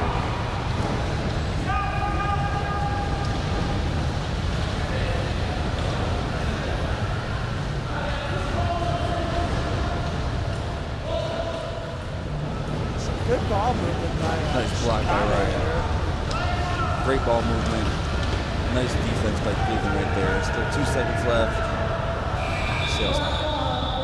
I know we've been talking a lot about this Cleveland team, obviously center, but just your thoughts, on this Chicago team. Is there any one or two individuals that stick out, or one particular aspect of their game that you're really enjoying watching? For me, it's actually seeing Dan right now. Dan has been shooting very well this tournament. And then with the combination of Walt and Brett to take that kind of pressure off of him too, those three guys are just shooting really well this tournament. And Cliff's my guy. We were disc golfing the other day, and seeing him play some solid defense this tournament is great. Oh, shooting well, my goodness. Dan Doherty, ladies and gentlemen. Lights up his own laser. Make sure to check out the Dan Doherty Code table for all of your needs. And desires, repairs, and needs and desires. I like that, Brad. Hey, I get royalties, right? All right. I mean, once Dan hears this, you'll probably get anything you want from him. Hey, he hooked us up at Six Flags, so that's payment enough for sure. Yeah, Dan is like he's my Chicago equivalent of Ambassador. Oh, that was a crazy one. Around the world, the rim shot. That was a loop-de-doo. Speaking of Six Flags. That ball went for a ride. All right, well, we got Cleveland just putting up desperation shots. Number 25 not happy here as he throws a scoop up in exasperation. Chicago leading 18-6 with a minute 14. This game is all but over. Like I said, the story of this division, just from what I've seen, defense is just not been the problem. I mean, yeah, nobody's playing perfect defense, but it's just, not able to generate offense. For sure, I've seen a couple teams struggle, myself included sometimes. I don't know, it's the height of the backboards here. Something's going on. Right. No excuses, though. I'll get it together. At the end of the day, no excuses. As Cleveland makes a really good defensive play to make sure Walter doesn't get a layup there. Pass down to Ricky there. Let's see if he tries a little one-on-one against Mr. Cruz.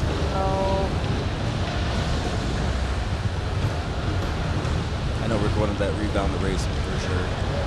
I think he's letting him know it there. Look at that. Rick's all smiles. It's good to see Rick having some fun here at the tournament. Didn't think he was going to be showing up to another out-of-state tournament. And it's nice for us to have 4 teams this year representing Cleveland in another city. That is absolutely guys. I mean, you guys at times have struggled to bring 2, and this year you brought 4. Yeah, that is amazing. Well, this one's in the books. If there's any more Cleveland teams, I'll try to pop back up when I get some more courage, if you know what I mean. I certainly do. And I will leave this to you. All right, well, I'm probably going to take a little bit of a break there. But who knows? We may get a visit from everyone's good friend, Mr. Noah Aaron. And that's the beauty of this. Anybody in the center who has the chops and the desires, as Brad has said, to come and try and hop on the commentary booth and do a little bit of play-by-play, little good banter, please feel free to come up. If you don't know how to operate the board, just come find me, Mark, Noah, Sully. We can let you know how it works. It's really simple. And so in the meantime, stay tuned. It looks like we have a Seattle C team coming up with somebody else. Enjoy more WhirlyBall action.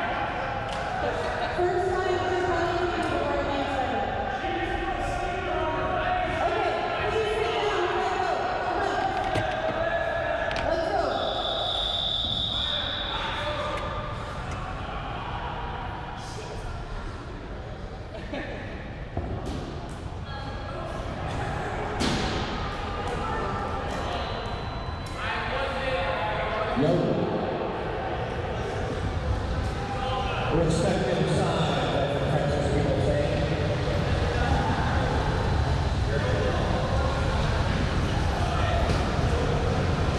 All right, here we go, guys. We'll begin in 3, 2, 1.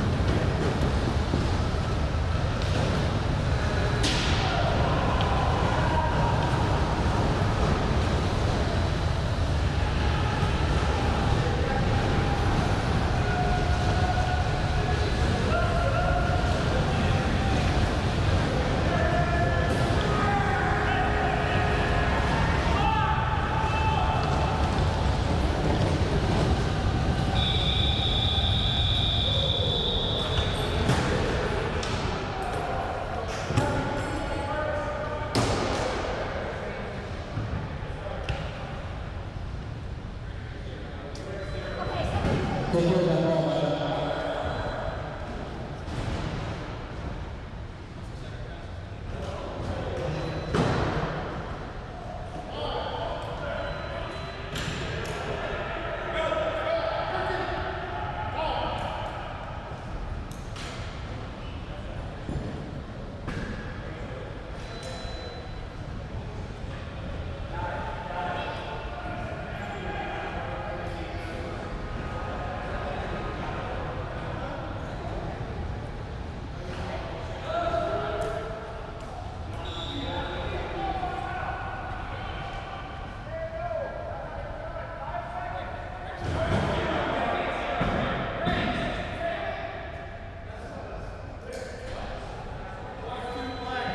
Let's go, guys.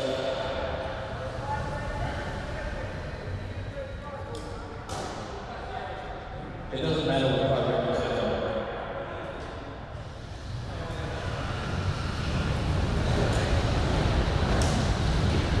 Defensive squeeze. There you go, guys. Red ball, game will begin in 3, 2, 1.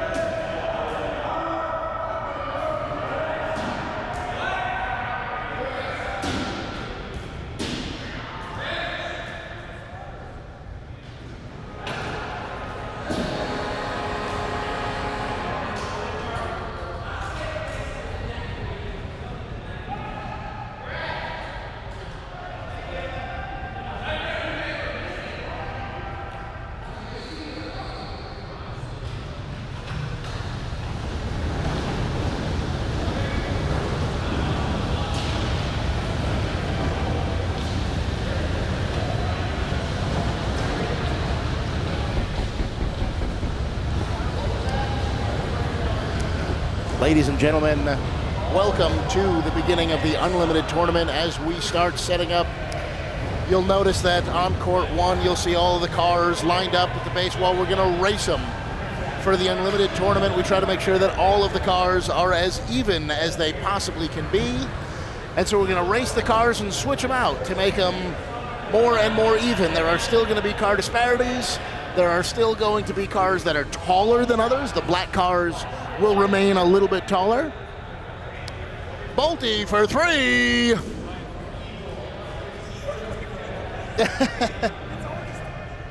And I'm getting joined early for this Unlimited racing even of the cars check by Mr. Tommy Benavidez. Tommy, how are you, sir? Oh, we are not live. Stand by. Channel 1, can you hit the red mute and the green ears? And channel 3 can hit the green ears. All right. We should be live now. How do we find that out? Oh, yeah, I can hear you. Can you hear me? I can hear you. Hopefully WhirlyBall Nation can hit us as well. It looks like Bolte is left behind. His car looks the slowest. Not sure why Bolte's not racing, but it looks like the 2 car in red is the fastest. The 1 car in black that Sam was in was the slowest, but I'm not sure if they all started at the same time. Bolte yet to cross the start line. This is a curious race. And so again, this race is to even out the cars, find the dogs, find the rockets, and even it out as much as possible. Tommy, you've been playing out here. What have you noticed about the cars and the car disparity? The big issue is when the cars just lose power. There's some dead spots in some of these cars, and that really is going to come into play because it's hard to outdrive these players on the cars now, but if your car dies, yeah. What about you? I've noticed out here on court 1, I've only had a couple of games out here. I've noticed that 0 car that Bolte was in was the fastest car on the court. Earlier today, they had a real dog in it, and so yesterday, the black cars had 2 of the fastest cars on the court and 3 cars that you had to muscle to move them anywhere. And the red cars were probably on average faster, but didn't have the fastest cars. Black cars, I also have noticed, are taller. The taller frames are the black cars, and the red cars are the lower body styles. Yeah, that's strange. I've never had a tournament that way. Have you? Never. I mean, in other tournaments, we have had 1 or 2 of the cars will be a taller body. 1 or 2 of the cars will be a lower body. It's a weird intermix, but it's never been like the black cars are the tall bodies, the red cars are the small ones. That's new to me.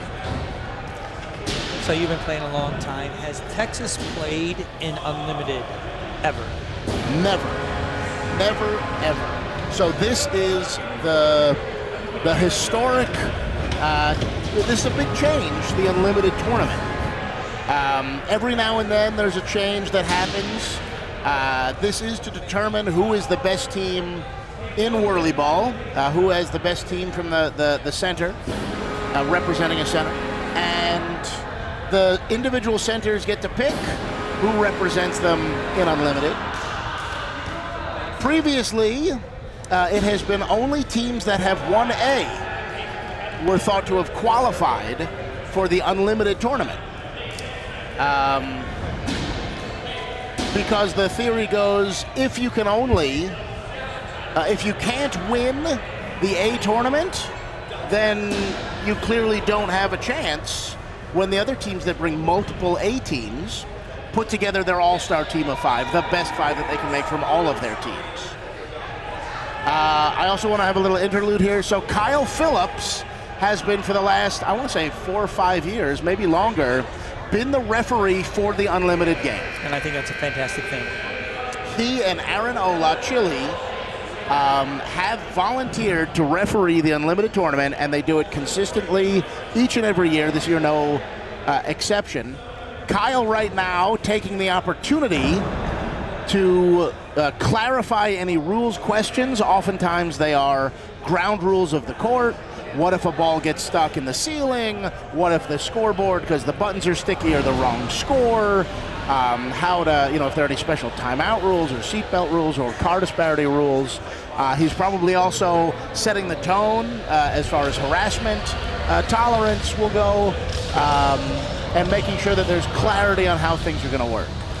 He's mentioned to me earlier that he's going to go to both teams and say, I'm telling you once now, I'm making the call. If you question me and harass me, I'm going to get you the penalty, because we all know it's a tough job of the ref. It is, and the stakes are high. This is, from what I have heard, I've never participated in the Unlimited tournament, but from what I've heard, it's described as this is the one that matters. This is playing for your center, for your team.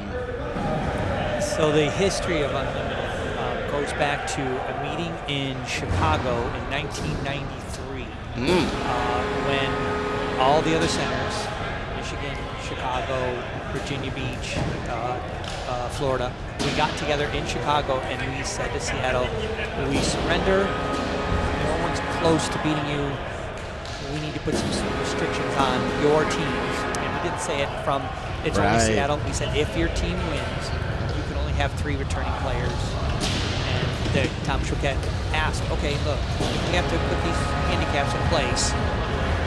Our A team is now only 3 players with 1A and 2 other people, and we lose, we'd like to have an opportunity to put our 5 best out there to play the winning team of the show. The reason we didn't win was because these restrictions were in place. We thought, great idea, a lot of fun, absolutely we'll do it at the end of the tournament. So it's something that we did. Well, come to find out, how many years did it go on where nobody beat Seattle. And then finally, every year, they just started saying, we still want to play the game. Yeah. So I really think the Michigan teams being able to come up as fast as they did was based on getting their teeth kicked in on Sunday night by the Unlimited Seattle teams. Wow. So, I mean, when you look at Texas, when you look at Cleveland, when you look at every other center, nobody's making that next jump. And I think it's because they're not getting this experience, which is invaluable. That is a fascinating perspective, and I think some of the committee members who were pushing for a change, myself included, had that in mind as we talk about possible future changes of the more inclusive ladder-style tournament, that all teams could participate in a tournament. This year we had such a court time restriction that it was tough to get a full. Our seeding games are 8-minute halves, so how can you sneak in 2 30-minute, or 8 30-minute games? It became just a scheduling challenge. And so the compromise to be a little bit more inclusive and as you say, give that exposure to help teams develop. Hang on a second, Kyle. Kyle, anything that you want to share with WhirlyBall Nation, what you said to them, or any instructions that you provided to them? Yeah, I just told them, first off, congratulate Texas on being an Unlimited, and that, my expectations are, a good, clean, safe game. I'm going to call it to the best of my ability.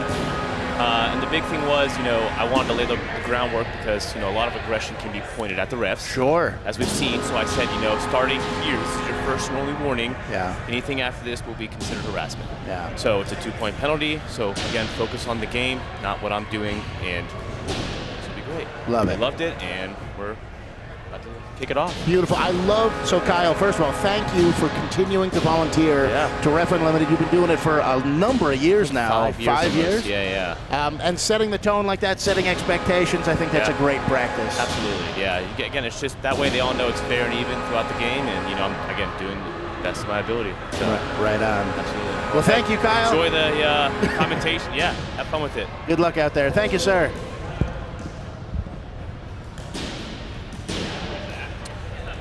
All right. So there you hear it. I mean, I am so grateful for our close-knit community to be able to grab folks off the court like that to come and talk to us, get it from the horse's mouth. You heard it from Kyle. Expectations are set as we get ready. Tommy, you were just finishing telling us about the origin of the Unlimited game. We were talking about a possible future where more teams could be included in a ladder-style tournament. So perhaps, ranking the centers, maybe it's by what division they're competing in. And so we'd start with Minnesota. Minnesota would play Chicago. The winner of that would play Cleveland. The winner of that would play Atlanta. The winner of that would play Texas. The winner of that would play Michigan. The winner of that would play Seattle based on last year's tournament. And at the end of this tournament, we would re-rank them and do it again. But it's an exciting possibility, and we'll see how it comes out. I definitely like the idea of more people being able to compete in this. What's interesting is there used to be the ability to put in multiple teams from Seattle and multiple teams from Michigan. That started in the Seattle Nationals, and a lot of people were against that, but I will tell you, there you go. We need to have a correction here. We have a correction. Texas played in 3 unlimited. We're getting information from Derek Scott that Texas has played in 4 unlimited tournaments from 2009 to 2012. I think, Tommy, that was part of what you were talking about. Yeah. Where nobody could beat Seattle, but they still wanted to play the game anyway. Yeah. And it sounds like there were more teams included. There have also been other changes to unlimited where Michigan had multiple teams and Seattle had multiple teams. Well, what was interesting was the team, you didn't make it. You didn't get voted on the first team. And you played even harder in the second team because you were then playing the top team from the other team. So the second team from Michigan was playing the first team from Seattle, and the second team from Seattle was playing the first team from Michigan. 4 of the 5 current unlimited people were on the second team. Wow. So when you say this experience doesn't matter, Ben Heisel, Jeremy Bennett, Zach Johnner, Clint Fisher were not good enough to make the #1 team. Yeah. So when you think these games don't matter, they matter. They will improve your skill tenfold.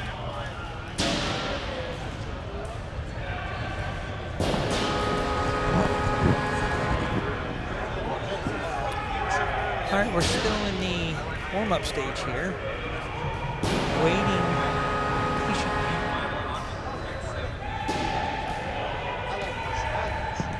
I might jump on a little later, but this is good.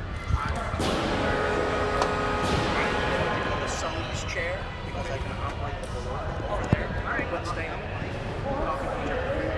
Okay, sounds good.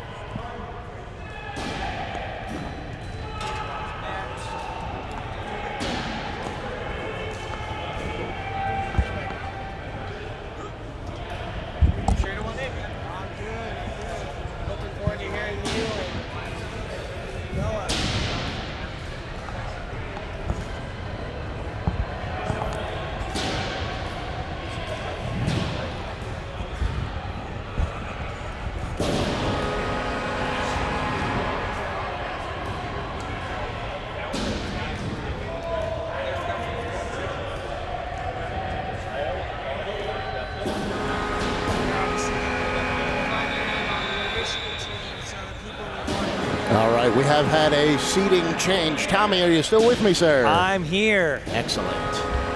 Noah, let me ask you. Yes, sir. How long have you been playing A? I have been playing A. What is today? Sunday? Today's Sunday. No, today's Monday. Today's Monday. I've been playing A. This is my 3rd day. Okay. Saturday was my first day in A, and then I had most of my A experience on Saturday. On Sunday. Oh my goodness, this tournament is messing with my head. Yeah, this is my first time. Okay. The reason I was asking is what you've been playing B then before that, how many times? Yeah, so B, my first year in B was 2019. Okay. So that would have been 19. We canceled in 20, then 21, 22, 23. Yeah, 4 years in B. Okay. So the difference in competition and the actual game between B and A, how would you describe it?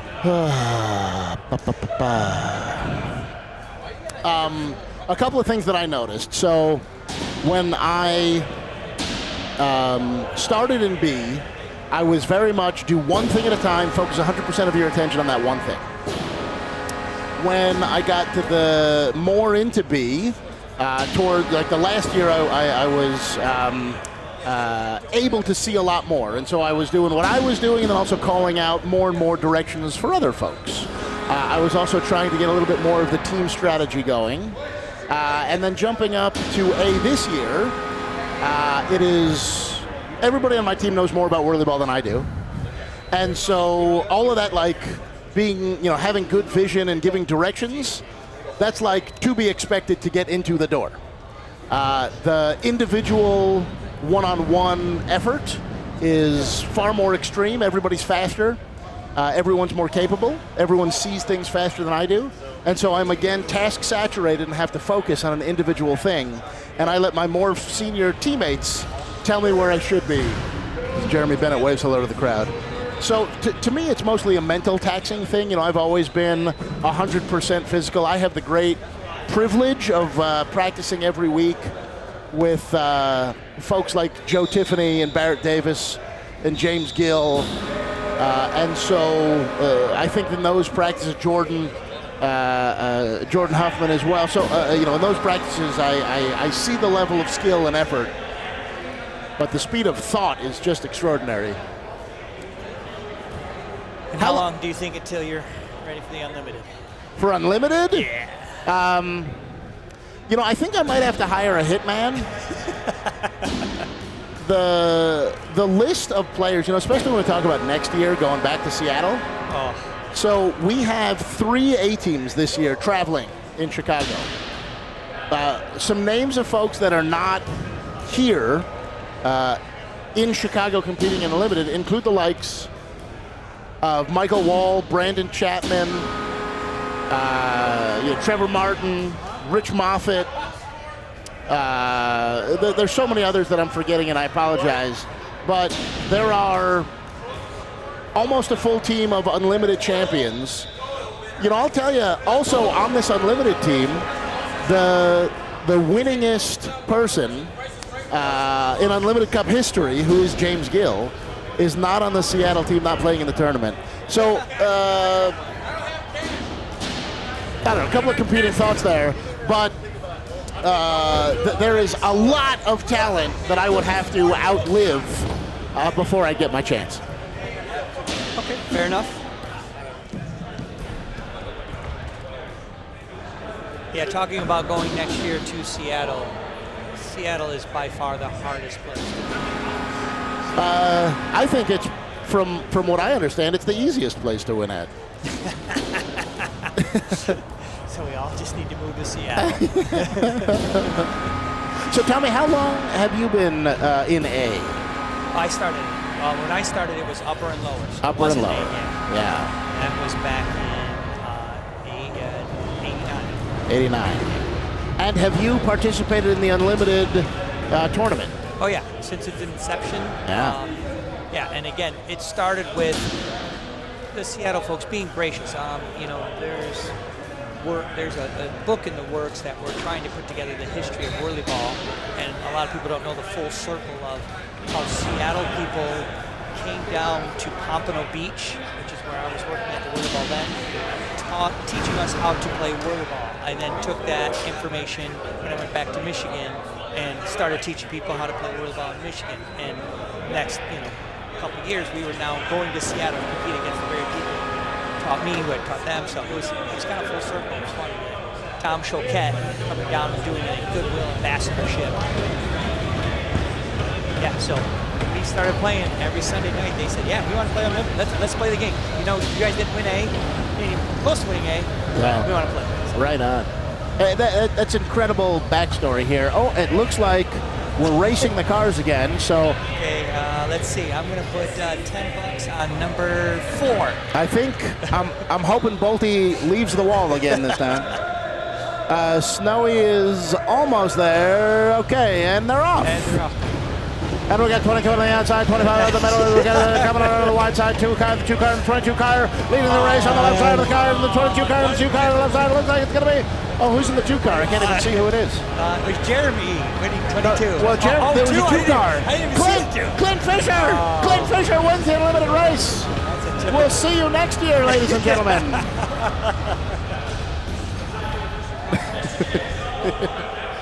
All right, so we'll see if they want to swap the 2-car and the 22 car or not. I am curious the balance, because the cars will always be a little unbalanced, and yet there is an acceptable level of unbalance, and that's always difficult to find. It's always taxing on what the center is capable of doing, and we are spending precious court time preparing for it. But it's necessary. I don't mind less games, less playing time to make sure when it comes to tournament time, and the same's going to hold true tomorrow when we're doing the D and the B, and obviously Wednesday we're doing these. Let's make sure the cars are a factor of why someone wants. Right. Yeah, again, because this is, at least in recent years, this is the one that matters, it seems. Yeah. This is the one that you are playing for your center, and for the first time, I'll call it in the modern era, in the recent history perhaps is a better way to say it, Texas has not been included since. Hang on 1 second.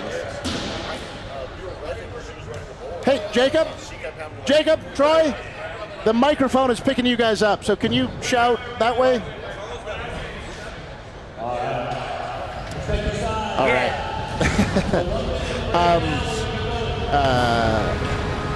Right, so it's the first time that Texas is being included in the modern era.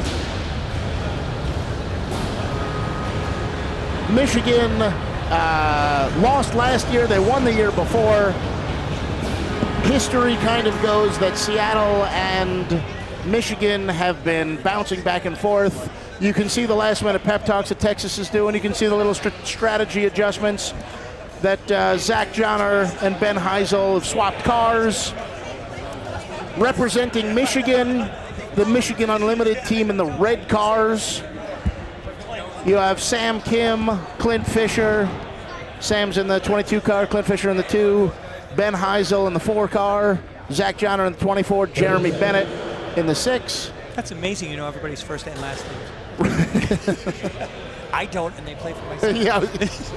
And then for Texas, starting in the 21 car is Austin Carter. He's driving over to the 25 car with Brad Reading. In the center of the court there, big number 13, Ross. Working out to the 23 car, it's Chris Bolte. And then Steve Snowy Swanson, which is really nice to see an owner. Steve owns the Hearst Center, and it's really cool to see an owner out here playing in the biggest game. As we are underway, and the 2024 Unlimited Tournament begins with Jeremy launching a 3 that just misses, and see if Michigan can hold a 5-man wall. Bolte trying to sneak on the outside. Good defensive wall here. Sam and Johnner out wedging. Looks like Johnner's trying to work to a floater cherry position. Sam dogging their top shooter, who is Chris Bolte. Brad Reading was a recent addition to this team. Until this morning, Mario was identified on the Unlimited team roster, but due to an injury, had to be replaced at the last minute by Brad Reading, as Sam Kim puts Michigan on the board with a nice angle shot. Brad on Clint. My goodness, you can see, I don't know, at least to me, you can see the intensity of this game already elevated as Jeremy breaks free and has a nice, sweet shot, putting them up 4-0. Michigan into the 2-2 box defense here, trademarked to stop screen shooters. Jeremy's gonna get that ball. Look at Zach Johnner work that car.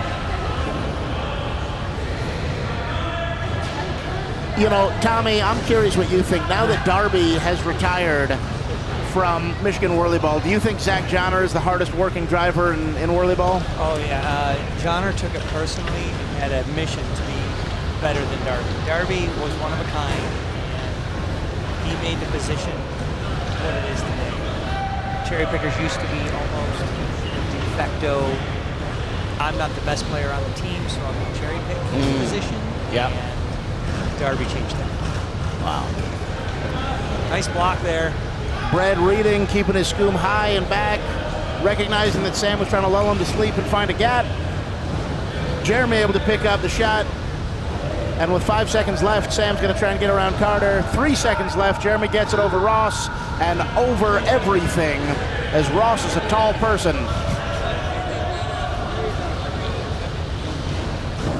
Carter with some distance over Heisel. Likes the screen over Clint.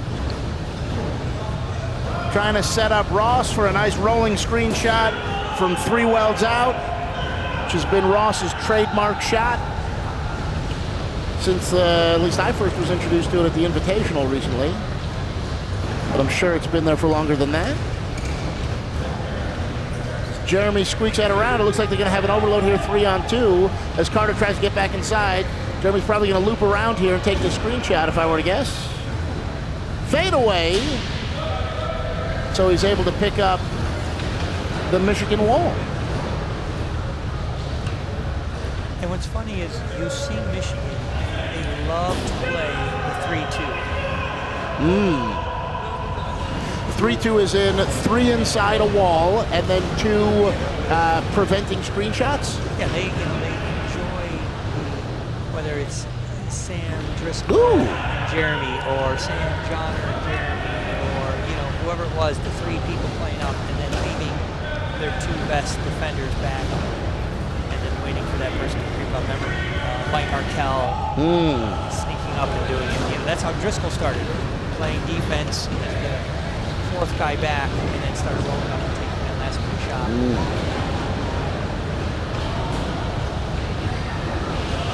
Sam's got to get out of the key there, and it looks like he does, like a pro. Was that Ross that got Clint? Oh, yes.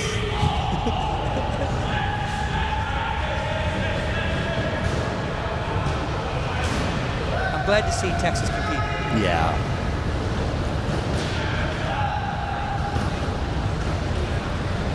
And the black cars, that Texas has gotten a few extra blocks. They are extraordinary defenders in their own right, and the black cars are taller than the red cars.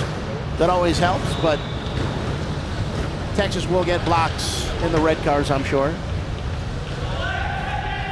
Just makes it that much harder for Michigan.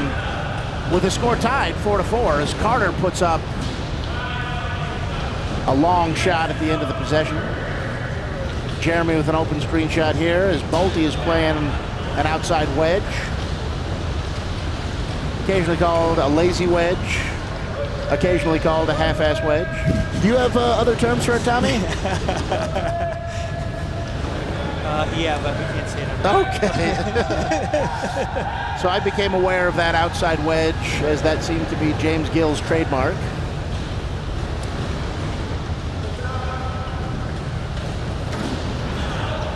Surprising 5 minutes off the clock. Tied at 4-4. I mean, it speaks to the shirt that Michigan was wearing, celebrating defense. Defense wins championships. And you can see here, Michigan recognizing that they had to get back their defense is in trouble. So they tried to take a little extra time to fix it. You can see Jeremy pushing to fix it. Speaking of terms, do you have a term for when people who normally score at will don't seem to be making a basket early on in the tournament? I don't think we have a term for that, other than they got to warm up. What do you have for that? We call it tight sphincters. Oh, yeah. Yeah. So you will see a lot of that adrenaline level stuff in the Unlimited tournament, I expect. You wouldn't be surprised if somebody bricks a layup that they would make just because of how meaningful it is, as Michigan is threatening a really high wall here. And they're after the pick. Bolte lining up a 3. Jeremy leaking out to get it. Sammy coming back to pick up Brad. Looks like Ross is going to get a screenshot over Snowy if he wants it. trying to find an open body position, and he takes it.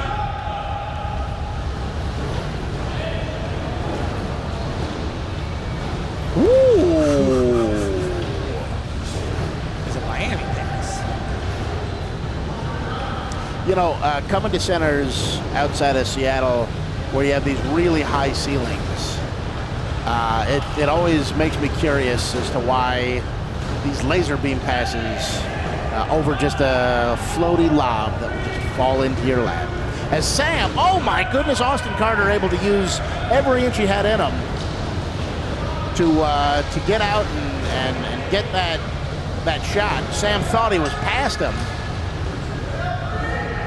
Brad crossbody eyes it up and now takes it on the move. That would be a Texas lead right there.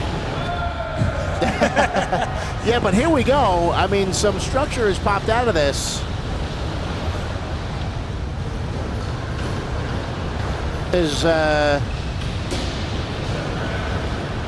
Brad and Jeremy are going back and forth at least once.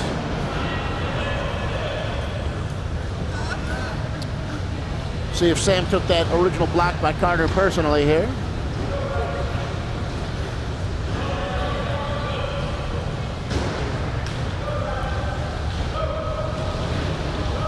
Sammy for a long two. 3 seconds left in possession. Quint's just got to chuck this away. Expertly done. Defense still isn't entirely fixed unless, I guess Sam's got Chris.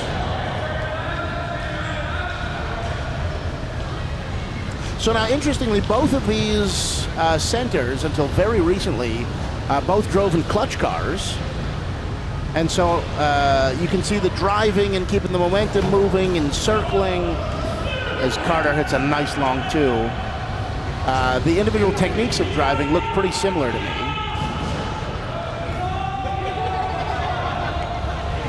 So Michigan is slowly switching over to brain cars, is that right? That is true. Different type of style of game. And I think it's more fun. And the brain cars? Yeah. Oh.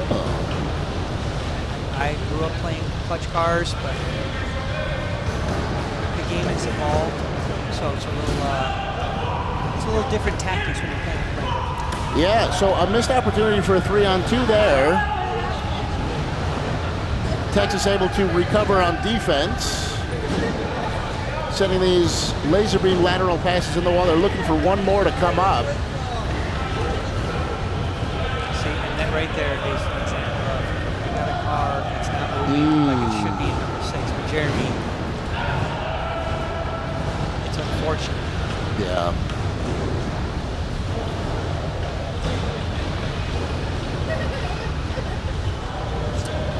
Brad Reading finds a gap, maybe a 2-on-1 here to Snowy, unable to handle the pass. He's going to get trapped in the key, unable to convert with his nose on the end wall. And here comes Sam. Texas in a bit of a 2-2. My goodness. So, Tommy, would you describe these shots not hitting as part of that tightening factor that you were talking about earlier? Absolutely. I mean, let's face it, both these teams normally would have hit 50% more than now. I'm not taking anything away from the defense, but Sure. let's face it, these are some open screens, some open looks. Yeah. Right here. There you go. See what I mean? There you go. That's probably worth shouting out the new laser system, developed and implemented by Mr. Dan Doherty. As you've been playing, have you? What are your impressions of the laser detection system? It's neat. It's a cool idea. You know, anything that brings something to the game that makes it better, I'm all for it. Yeah, I know it was a big change that some people were nervous about, but it's been, we're not talking about it because everyone's just relying on it. As Ben Heisel gets up and blocks a screen shot from Brad Reading. You know, that seems to be Ben's superpower, is just perfect positioning on those screenshots. No doubt.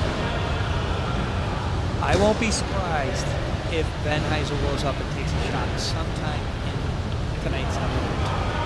he has really been trying to become able to make a shot. He knows that's the weakest part of his game. So. Oh, Jeremy finding space underneath Bolte's arm with a forehand as he sets Johnner up for a screen here. Carter gets way up there. Johnner able to go over him. You know, something that I've noticed about the Michigan players and their ability to shoot over really tall goalies, I have been recently attributing in my mind to Zach Wagner. Because I don't know of anybody taller who can swat more screenshots out of the air. Yeah, you got Wegner, you got Heisel, you got Arkell. Yeah. A lot of people don't remember Billy Taggart. He's a monster. Yeah. Doesn't want to play defense anymore. Nice Bolte shot. ties it up with almost 2 minutes left to go in the first half. Yeah, a lot of like, you know, a sweet little lob, a little touch. We got a defender on the wrong side of the court.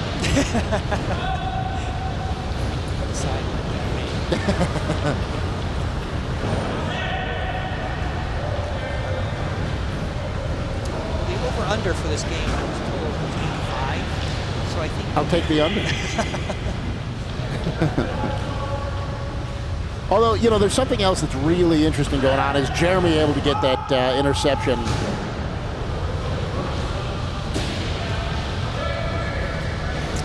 Something else interesting going on is, as we have been playing seeding games in A, all of these gentlemen have been, wow, inches as Brad doesn't like it. Seatbelt was on too tight. When the ball's on the ground like that, you can get out of the car. Correct. So he was only restricted by his seatbelt. Safety first. That's right. And he takes it out on that shot.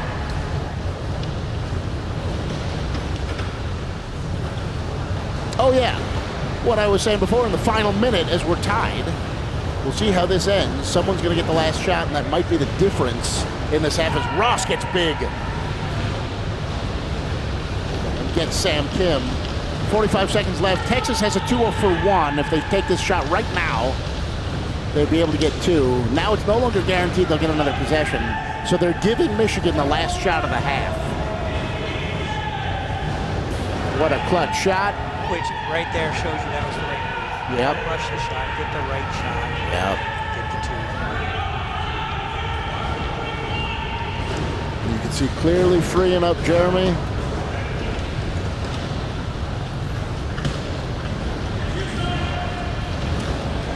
Ten seconds. 5. Wow, from way back from 6 welds. And a juke move on Bolte. Ross just misses.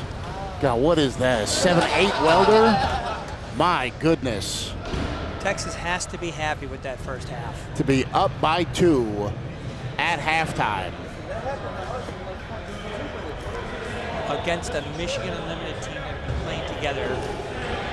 This is the first time these Texas boys have played together as a team, I believe. I don't think there's ever been a team of these 5. Yeah, that's a great point.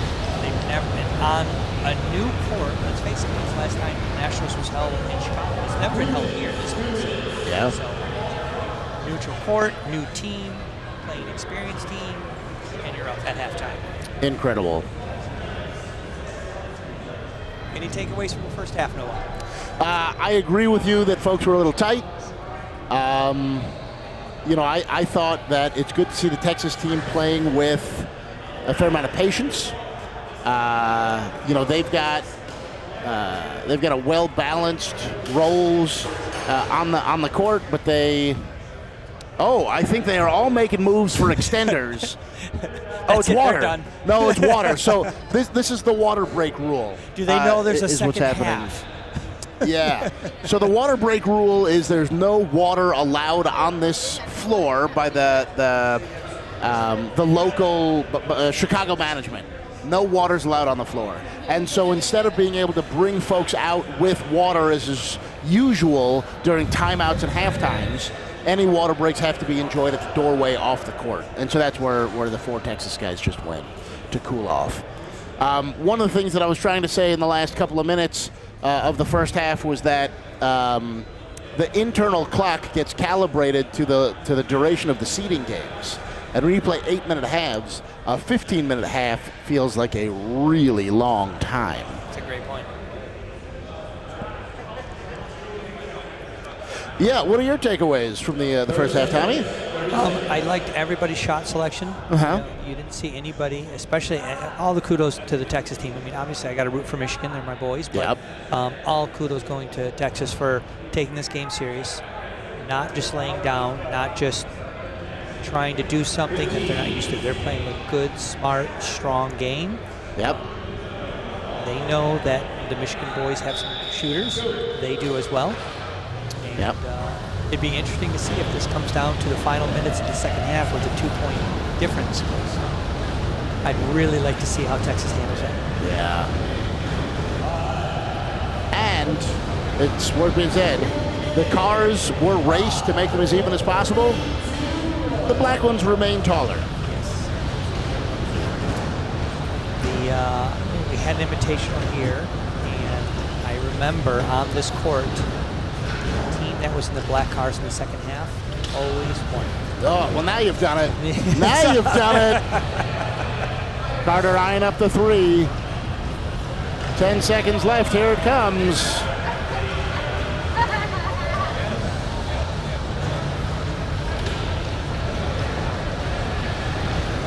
You know, one thing that I have enjoyed watching in Texas, so a little bit of film watching that I've done, it does seem like they are rotating a lot more. They're not sticking to their, original assigned positions as much, and I think that really helps. As folks like Bolte get a lot of additional defensive attention, that opens up other people, and other people have been going into the rotation.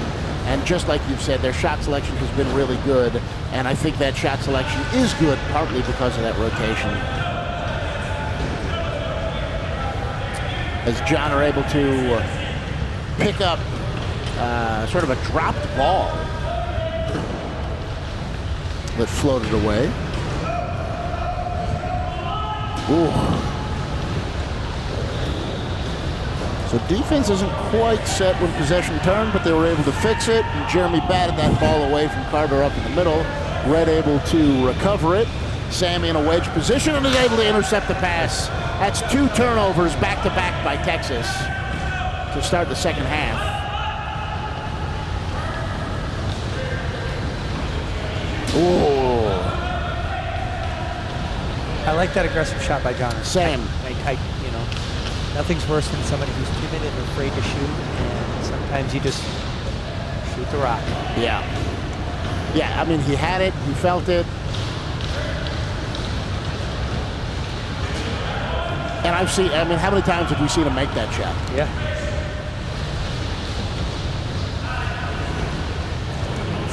Johnner in the backboard, or in the key. Now that I did not like. Yeah, forcing that shot. The other thing that you might have liked to have seen is a soft lob shot. I mean, you got to put the ball up, so you do what you do. But if there was a soft lob shot, Johnner could have fought for a rebound and a putback. But it's tough to second guess. I mean, there were scoops everywhere, just then you're trying to make the shot, and you're forced to rush it.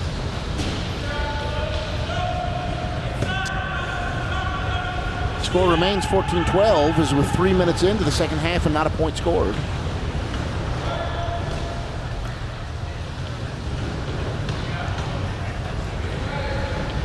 Derek Scott, former Texas player, famously said during these games, one team usually gets hot, it's just waiting for it. I'm wondering if that's going to happen here.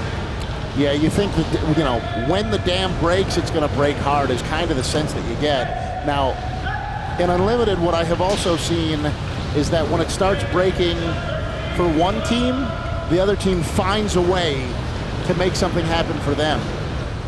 And it remains a close game. Oh, no. That was unfortunate. Yeah, that was one of the best looks that I think Snowy will get as a cherry.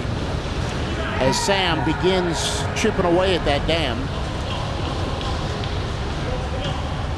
You need like one, a big block or a big long shot or something that your team can get some juice from. They can get some positive energy and momentum.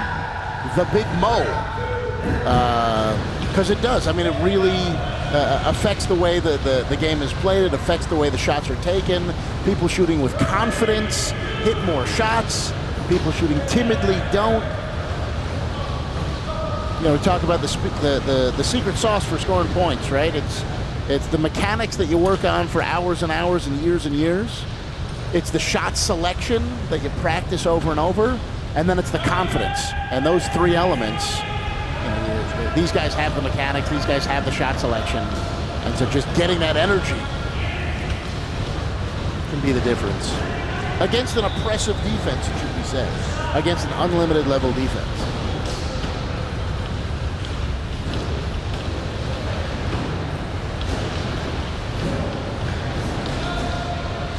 Sam drawn away. Oh, Ross is a big boy. Now that I also like. I think Johnner was right in saying maybe not.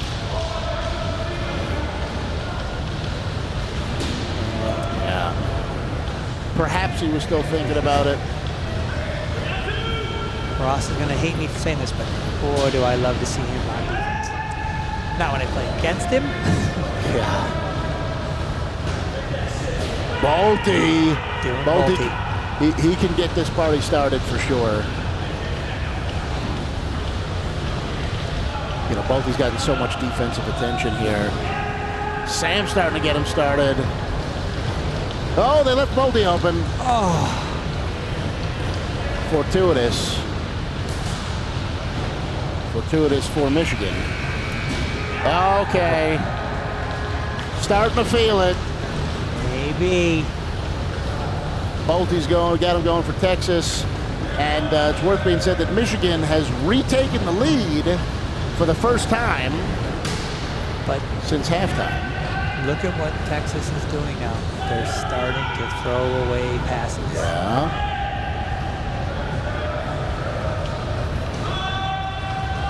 Ooh. Nice.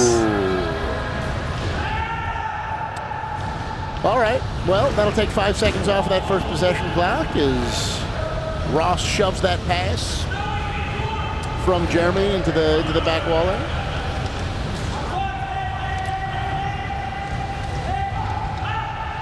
Oh, Sammy is 3 for 3 in his last shot. That's right. Officially on fire per NBA Jam rules. And we'll see if Kyle calls. I think he called something. It's 2018.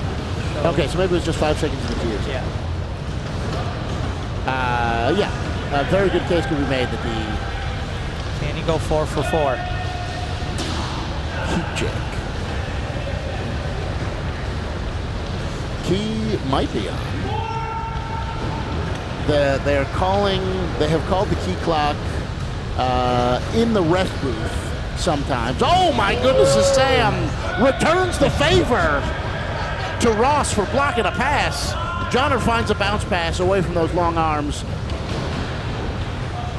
Ross tries to time that swat, does just enough to put Sam off, who is now 3 for 2 in his last 5 shots. As the game is tied again.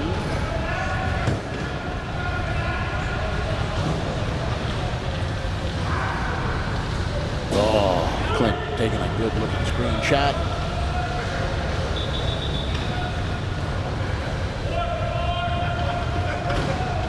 Carter looking for a 3. He's over the line. He's now in 3-point range, but it was just a ruse. Balti checks the wedge, checks the defense. Wow. How about that one? You love it. And he waited just in time for Carter to get back into defensive position before taking it. Oh. Johnner.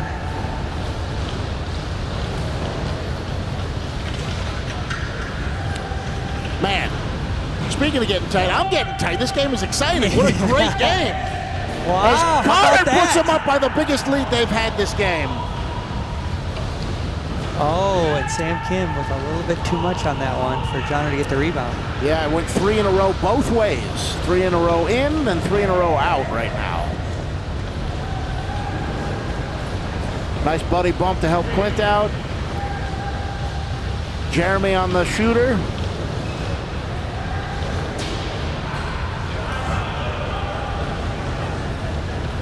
We got a trap at midcourt. Bolte and Snowy have Sammy. Clint tries to free him. Sam says, go take it. Great attention play to Jeremy.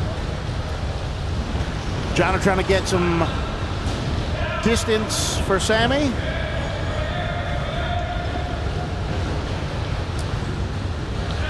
Snow.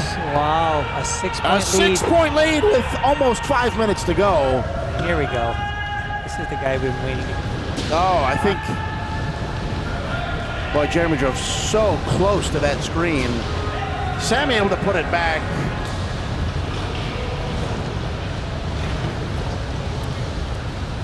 Okay, a little numbers disadvantage here. What a great pass. What a great pass. So that, I think, is Austin Carter's signature. Ooh, so sweet. Austin Carter known for being able to drop a ball onto any of his teammates. As Snowy works a 2-on-1, he's in the key. Oh, great work, Snowy. Is the dam breaking? You know, I thought Jeremy could cool it off there. Looked like he, the wrist turn didn't look like a normal Jeremy shot.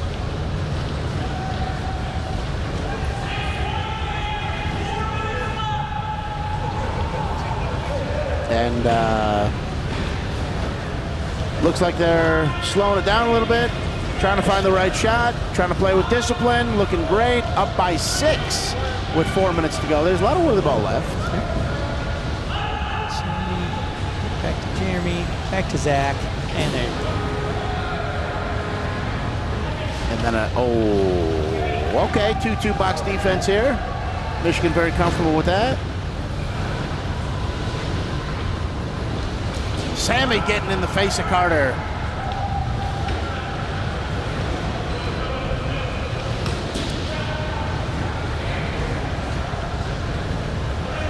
So we haven't talked about the mechanics of this tournament. Bolte threatens a shot. Clint sends an actual one away. So this is a double elimination tournament that is seeded 1, 2, and 3. Seattle 1, Michigan 2, Texas 3. So the winner of this game will play Seattle. And the loser of that game will play the loser of this game.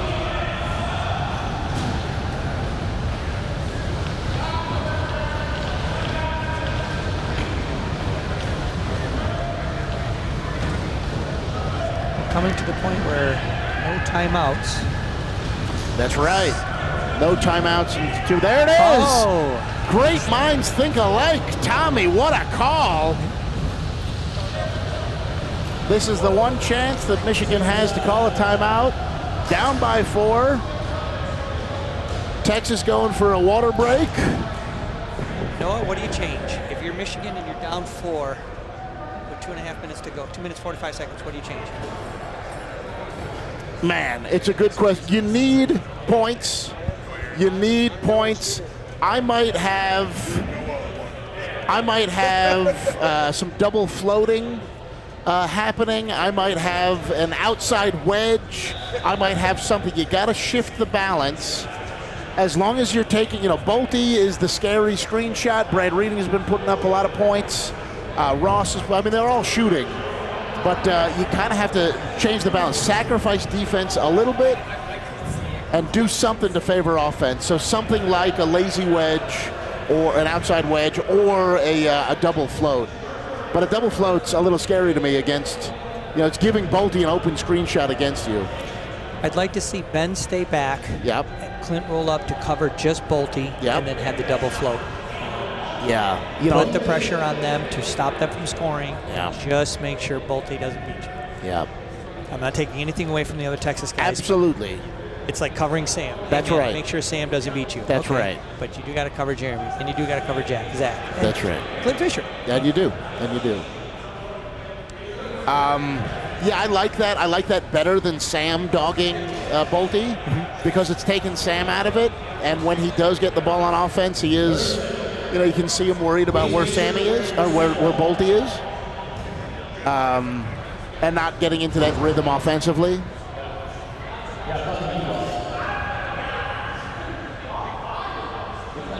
A lot of people underestimate the mental game of WhirlyBall. Yes. And how something happens and all of a sudden you're beating up yourself. Yeah, right. You gotta have a short memory and just move forward. Yep. So let me ask you this, Tommy. If you're Texas, what are you prepared for? What are you gonna change? I'd clamp down on D. Yeah. Do not let them get hot. So do you pull back your floater and do a 5-man defense? I would do 4.5. 4.5, maybe 4.25. yeah. I don't know. Yeah. If it's Jeremy or Sam, you put a bumper on them and track back a little bit? Why not? Michigan should be winning easily, and they're not. So that's in their head. So, yep, there you go. See? Make them do stuff like that. Yep. And all 30 every possession. Yes, sir. All 30 every possession. You're going to have 5 possessions. You only need 4 to tie. 4 points. Two shots.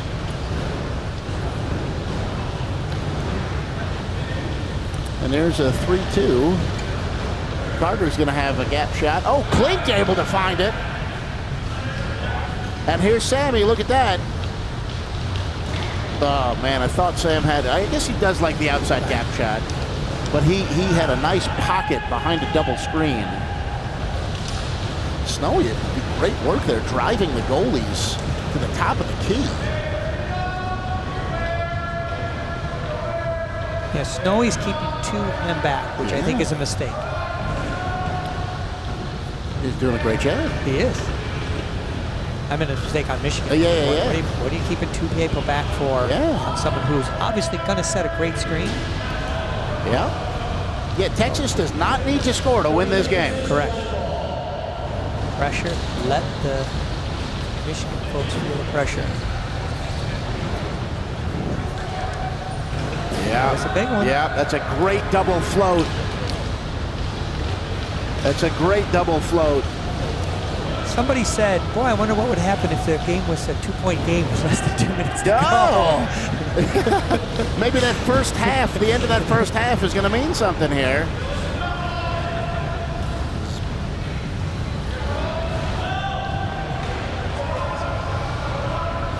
Oh, boy. All right, Michigan's going to get 2 shots. Texas is only going to get 1. That may be the costly one right there. Remember we were talking about take the right shot versus the quick shot? I do. So this is the ice. If Texas can score here, the game is over. Yep. If Texas can score, they got to take the best shot they can in this possession. See that deep breath Bolte takes, centering himself, washing off the importance of the moment. I like the defense Michigan is showing here. Yes. Okay, buddy. There it is. Oh, my God! There it is. Chris Bolte! Do you believe in miracles? Ice in his veins! Oh, Jeremy, don't do it, Jeremy. Don't do it, Jeremy. Don't do it, Jeremy.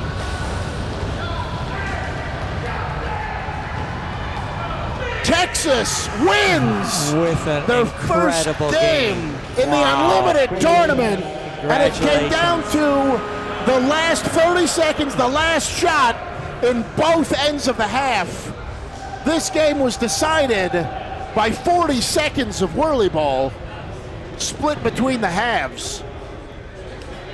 Noah, pleasure being up here in the booth with you. I'm going to let someone else sit in for this. I'm going to go talk to some boys down there, and thank you. Take care of them, wish them well. We'll see them back out here. All righty. In this double elimination tournament, this means that we are going to see Texas versus the reigning champion Seattle. In Seattle's first game, Texas is going to come out hot, and Seattle is yet to play a game. Michigan is going to have to figure some things out, as I will be joined shortly on the microphone here by Mr. Steve Vogt. the ambassador himself. Steve, you were watching the Unlimited game. Any takeaways from Texas's first win in the Unlimited tournament? Those guys played a phenomenal game. The late addition of Brad Reading, absolutely incredible. That guy came through. Yes. You know, Mario, unfortunate what happened with him, but I'm sure he's cheering his compatriot on. He is very proud. Yes. Unbelievable performance. Yes. That Bolte. team. Yes, Bolte. They were playing with great chemistry, great fluidity. You can't say enough. Yeah. And what an incredible game. 32-28. Tight game all the way through. I mean, I can't wait to watch the film on that. I mean, incredible. It is. Absolutely incredible. You know, I really appreciated, you know, Bolte in the moment, taking that breath, centering himself, directing traffic, setting it up, and just clearing the mechanism before hitting a dagger to ice the game. As we are setting up here for an interstitial interlude of de-seeding games. They're not going to be 15 minutes. They're not going to be 15-minute halves. All right, somebody's going to need to walk over and correct the fact it's not 15-minute halves for these de-seeding games. Yes, so the Chili's out there, he's going to fix it. But, so this is a de-seeding game. This is Michigan versus Cleveland. No, I'm sorry, this isn't Cleveland, this is Chicago. This is Chicago versus Michigan. I believe this is Detroit Demolition and the Chicago, one of the three Chicago D teams. And so this game... that's going to be the Headhunters. The Headhunters. So I'm excited that this the tournament has been scheduled in such a way to allow the Whirly Nation, who is here to watch the Unlimited tournament, get to enjoy our newest members of the competitive WhirlyBall community. These D players have never played before. We haven't seen them before. Anything can happen in D games. Caleb Fisher puts that one over the backboard, able to pick it back up. My goodness. I mean, Noah, I don't know about you, but it seems to have gotten a lot quieter around the ref booth, or the commentator booth, as the Unlimited game ended. Yes, people have cleared out a little bit, but we are excited to continue to broadcast these D games that serve a dual purpose. Of course, we need to play D games. Right. I mean, how else are you going to get to Unlimited? That's right. And it gives the Unlimited players a chance to cool off, as that is a physically and mentally demanding experience they just went under. And so this gives, supposed to be about 15-20 minutes of reprieve from the demands of the Unlimited tournament, as well as a showcase. Beautiful shot by number 13. And you know, I also think, much like you hear comedians propose the idea of having an average Joe pulled off of the street to compete in the Olympics, just so you can see how good Olympians are. I think for the keen observer, you may notice the passing, the catching, the shooting, the driving, the level of difference between our D competitors who are freshest and newest to our sport, and our Unlimited competitors who are the most senior, the most celebrated members of the sport. Right. I don't necessarily like to use the term drop-off. It almost sounds a little bit negative, but there is definitely a bit of skill differential. Let's just call it that. I agree with you. Yeah, no, it's because they put the time and the work in, right? Nobody, like Tommy was saying, everybody on that Unlimited Michigan team, some of those guys have been playing Unlimited for 10, 15 years or longer. You know, on the Texas team, everybody in Texas has been playing A for a number of years. You know, the newest members are probably Brad and Bolte, who have established themselves as quality A players, leaders in the Texas WhirlyBall community. Ross and Carter have been playing A for, it just takes an incredibly long time. You know, for me, it was about a 10-year journey. And I have all the privileges and fortunes of coming from a center with a large infrastructure and the ability to practice against other top players. And I feel very lucky that the timing worked out. And it still took 10 years. I know for others it can take 20 years, others it never happens. And I, like we were talking about with Tommy,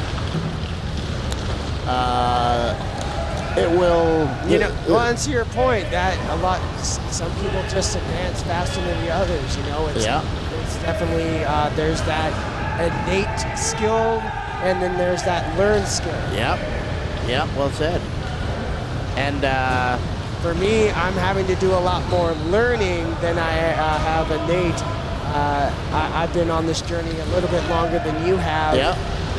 And I'm still trying to get to that A threshold myself. But let me tell you, I have definitely learned a lot the past, I would say, ever since I started playing in B. I thought I knew it all, but before then. But when I got to B, I mean, I learned even more. It's a whole new thing. Yeah, it's a whole new thing. And even today, just watching that Unlimited game, I was learning something. I learned something a little bit about how Texas plays their top level WhirlyBall. Yep. Which certainly paid dividends for them, did it not, Nolan? Unbelievable. Unbelievable. And, you know, speaking of the journey to the very top of WhirlyBall, this is where it starts in this D seeding games, as we got a couple of, you know, prospects.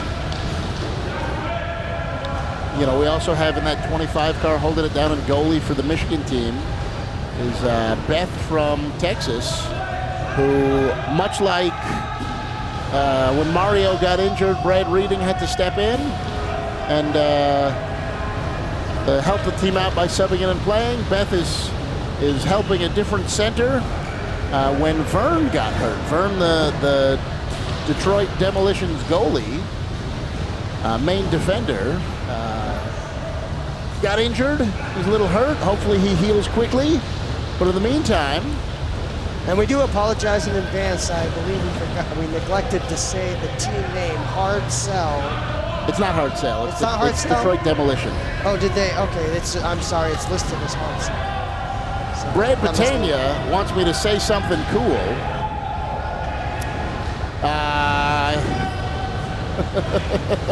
I mean, way to be put him on the spot, Brad. No, I think he literally just wanted me to say the word something cool. Oh.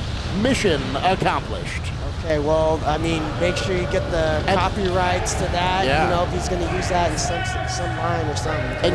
And just in case that wasn't cool enough, one of the coolest things I can say is Mark Money Mills.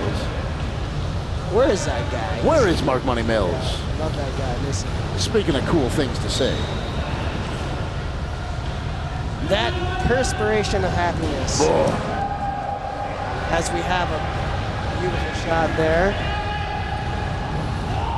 Chicago currently up 8-5 with 2:10 left to go in this first half. I don't know if the clock got reset. It did. Okay. At some point, the minutes. Oh, we got a little scoop crushing. Yeah, see, that's something that oh my goodness. You can't really call a penalty for that if that's what he was looking for. You both just like drove your cars into each other and let your stuff get smashed. That's on both of you. You got to look out for that. Yep. That's tough. WhirlyBall's hard. WhirlyBall's hard. Especially on the body. And in that case, on the scoop.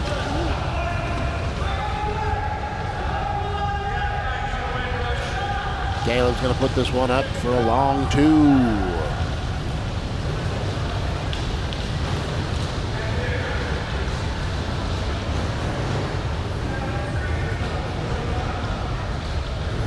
Okay, so I think this is. Oh, That was a good nice shot by Ross there. Ross in the 2 car. Calling for a 4-man wall high. Let's see if they get it done. Wow. You don't see a lot of D teams doing that. That is impressive. And that is really impressive. I mean, that is a testament to the Chicago coaching. Yeah, big time. And, you know, if anyone on D is going to do it, it's going to be the home team center. Familiar with driving these cars. Oh, can you imagine if that hit?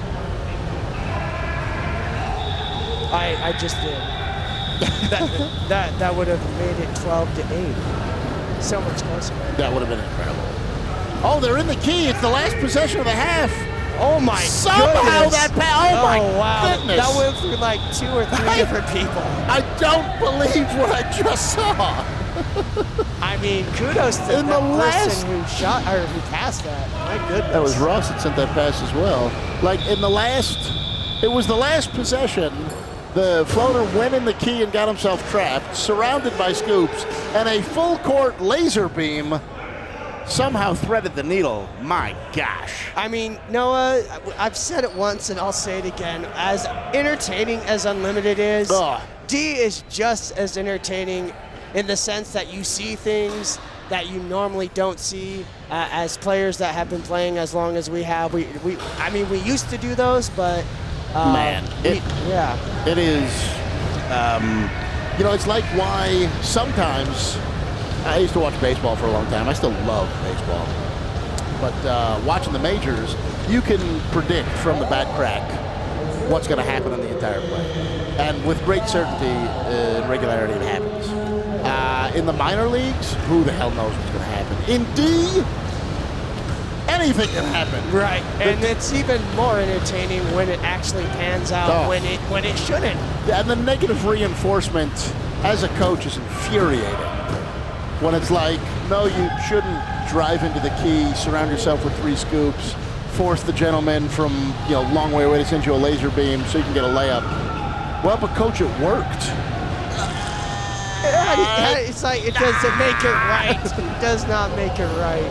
But, you know, again, that's one of those learned skill sets that it takes some time. Yeah, so Ross, not looking comfortable crossbody. He's got a great shot, but I think he's got to be open to do it. Yeah, crossbody's not looking great. Yeah, he's 0 for 2 on the crossbody there. Playing with a little ball redirection there.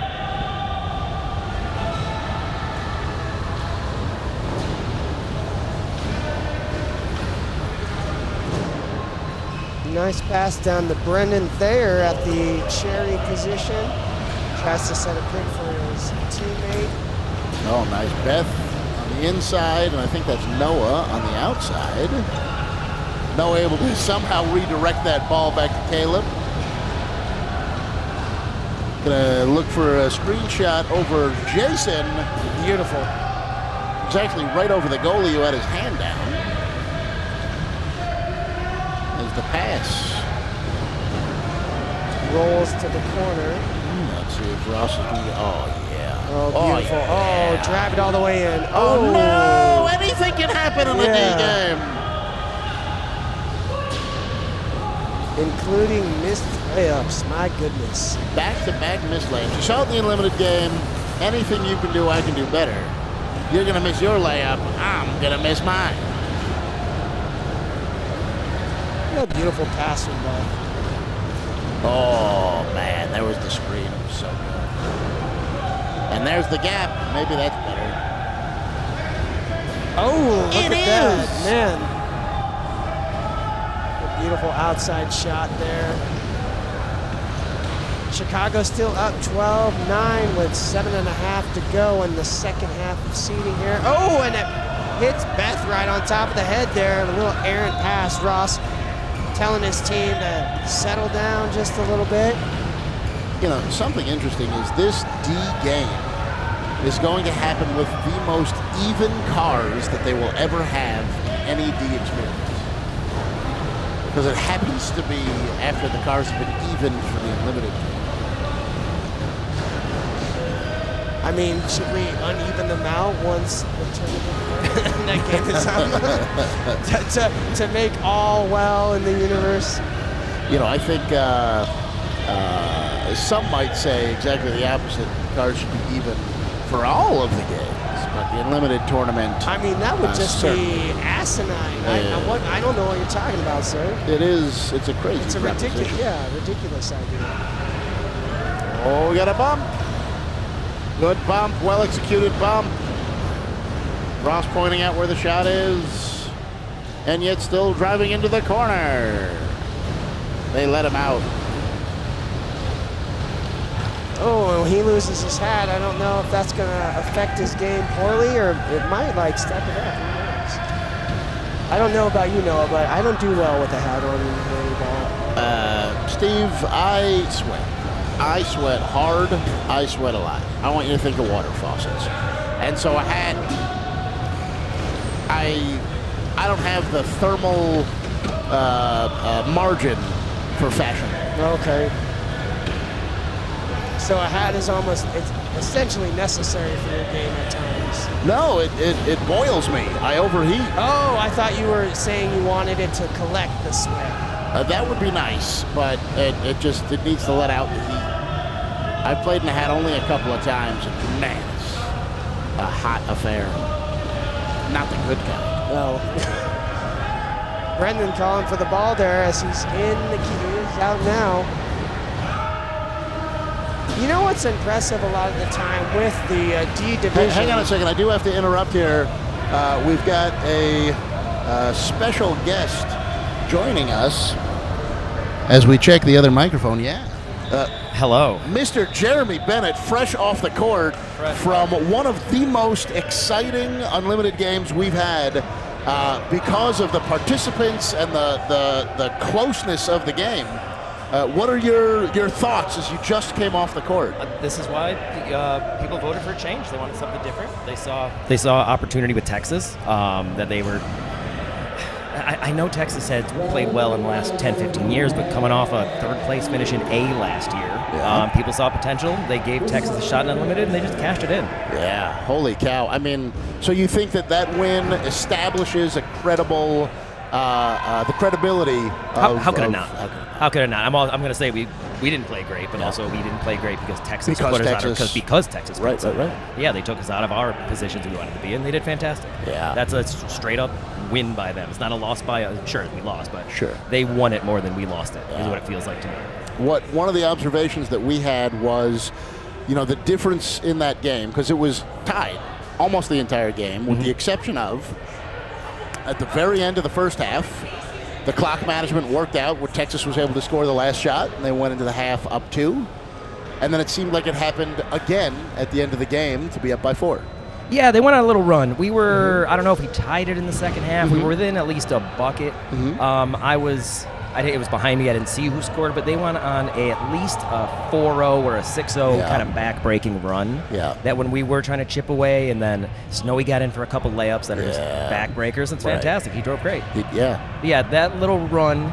And at the end, we were playing a little bit of catch-up, especially our timeout at 2:45. We felt good about the time of that. Yep. And then coming out of that, and then it took us a full minute to score after that timeout. Yes. So when we're trying to catch up, and you don't score in a minute, when you only have 2 of them left, it's not going to look great. That is curious. Also at the beginning of the second half, coming off of that 5-person wall that starts halftime, it took a full 3 minutes for any score to happen for either team. Interesting. Okay. And so again, after the timeout, it seemed like same thing. Exactly. We wanted to take the 3 right out of the timeout. That 4-point game. Yeah. Sorry, Steve. Did you have something? Yeah, I was just curious, Jeremy. Was there anything in particular that Texas was doing that you didn't anticipate? You may have found frustrating, or were they just playing really sound and they were just? I mean, what are your thoughts on their performance? No surprise that they're tall, so their height obviously got to us. We just got to back up. We didn't shoot our best, but they defended really well. We went into it, plan A, game plan. double float on Bolte. Even if it's 2-on-2, we're not going to let Bolte beat us. Hand the ball to Brad, hand the ball to Snowy, prove it. Prove you can beat us, and they did. I don't know, I didn't keep stats. I assume Brad carried the load of the scoring for them. It sure sounded like it. So on that run, Brad was a part of that run that put him up. And then, of course, Bolte hit the dagger. Dagger at the end, yep. Yep, and he does a nice nail in the coffin for them. Yeah. But no, like honestly, our plan was to try to bottle up Bolte, and it felt like we did a good job, less that very last shot of the game. Right. For the 29 minutes and 15 seconds, I feel like we did a good job on Bolte, and they took advantage of it and made the shots we gave them. A number of comments from people saying it was unusual to see Bolte back with Austin, or even had what seemingly defensive players going up, but it seemed that they did get the job done. So, I mean, while you guys were doing your plan, they were able to persevere, like you were saying. I mean, thing of beauty on their part. What a great team. The offense that Snowy has developed over the last couple of years, and a guy like Brad Reading and the confidence he has, it's their first time in Unlimited with like their true squad that they wanted, and we put the pressure on them, like, all right, Brad and Snowy, go beat us. They made the shots. That's a different Texas generation than we're used to, and it's good on them for making the most of the opportunity. Any thoughts on the last-minute changes? Mario got injured, and Mario had to step down, and Brad Reading stepped in. Brad played great. Sucks that Mario got hurt. This would have been a cool opportunity for him, but it kind of speaks to the depth that Texas has at this point. You know, like to be the sixth man for Brad and step up and play that well. Good on him.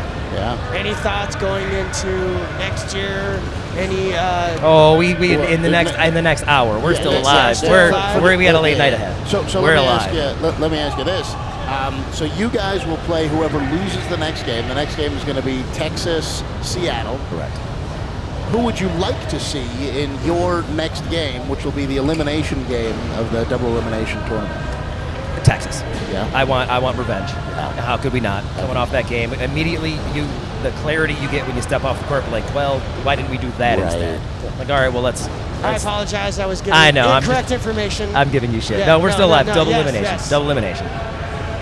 No, we're gonna beat whoever we face. Yeah. That's the plan. We're in this for the long haul. So the better question is, I mean, I'm sure you've talked adjustments and stuff, and whoever you face. Yeah, exactly. Yeah, right. we felt good on the defensive end. Offense is what lets us down that game.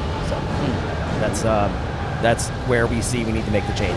If I could have that same defensive game again, hell yeah. I think we rushed it on defense. They just happened to make a couple more shots than us, and we just happened to miss a few more.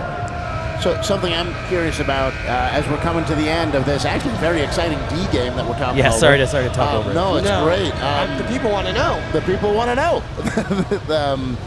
Something that is new to us this year for a couple of reasons. One, because of this great live stream that Gus, the Whirly Freak himself, has set up. We have that game streamed and available to rewatch. And because Texas is now going to go play Seattle, it gives the opportunity to rewatch the game. Is that something that you think you or someone on your team may do to try and pick out very specific things, or you had the good enough view, you saw it, you can? Between now and then, no, we're not going to watch. We can reflect enough and just talk as a team. So no, we won't watch it between now and then. Appreciate that. And I got a video from my wife sitting on the couch with the dog watching the live stream. So nice. I got family watching too, which is fun. It sucks to lose like in front of my kid. But no, it's cool that people are watching. We love the live stream. But no, we feel good about talking through some adjustments without needing to pull up the film. Right on. It might be one of those where we just bury and move on. Yeah. Yep. Like a goldfish. Like a goldfish. Believe, like baby. Well, right on. Well, I'll. Any last thoughts, or we'll let you go and get prepared? We're going to watch a good Seattle Texas game, so I'm going to take some notes on that, and hopefully we get another good one. Right on. Well, thank you so much, Jeremy. Thanks, fellas. Jeremy. Yeah, thanks, guys. And good luck. All right, Jeremy Bennett, ladies and gentlemen. One more. I was about to say one more minute, but less than a minute, and this D game is going to be completed. And to their point, we'll see another unlimited game between Seattle and Texas. I believe there'll be a little bit of downtime and warm up before that officially starts. We'll see who's on the commentary for that. I believe it'll be everyone's good friend, Mr. Noah Aaron, possibly myself. We'll see who else maybe we can get up here. Steve, I have to interrupt. The Detroit Demolition D team has a chance to win this game. Unless we're still in the first half. No, I believe this is the second half. Oh, my goodness. Ties it up. Uh-oh! Oh, Beth with the big defense! It's going to be a tie. Way to pull out the tie. You can see Jason, who hit that game-tying shot against what has been described as one of the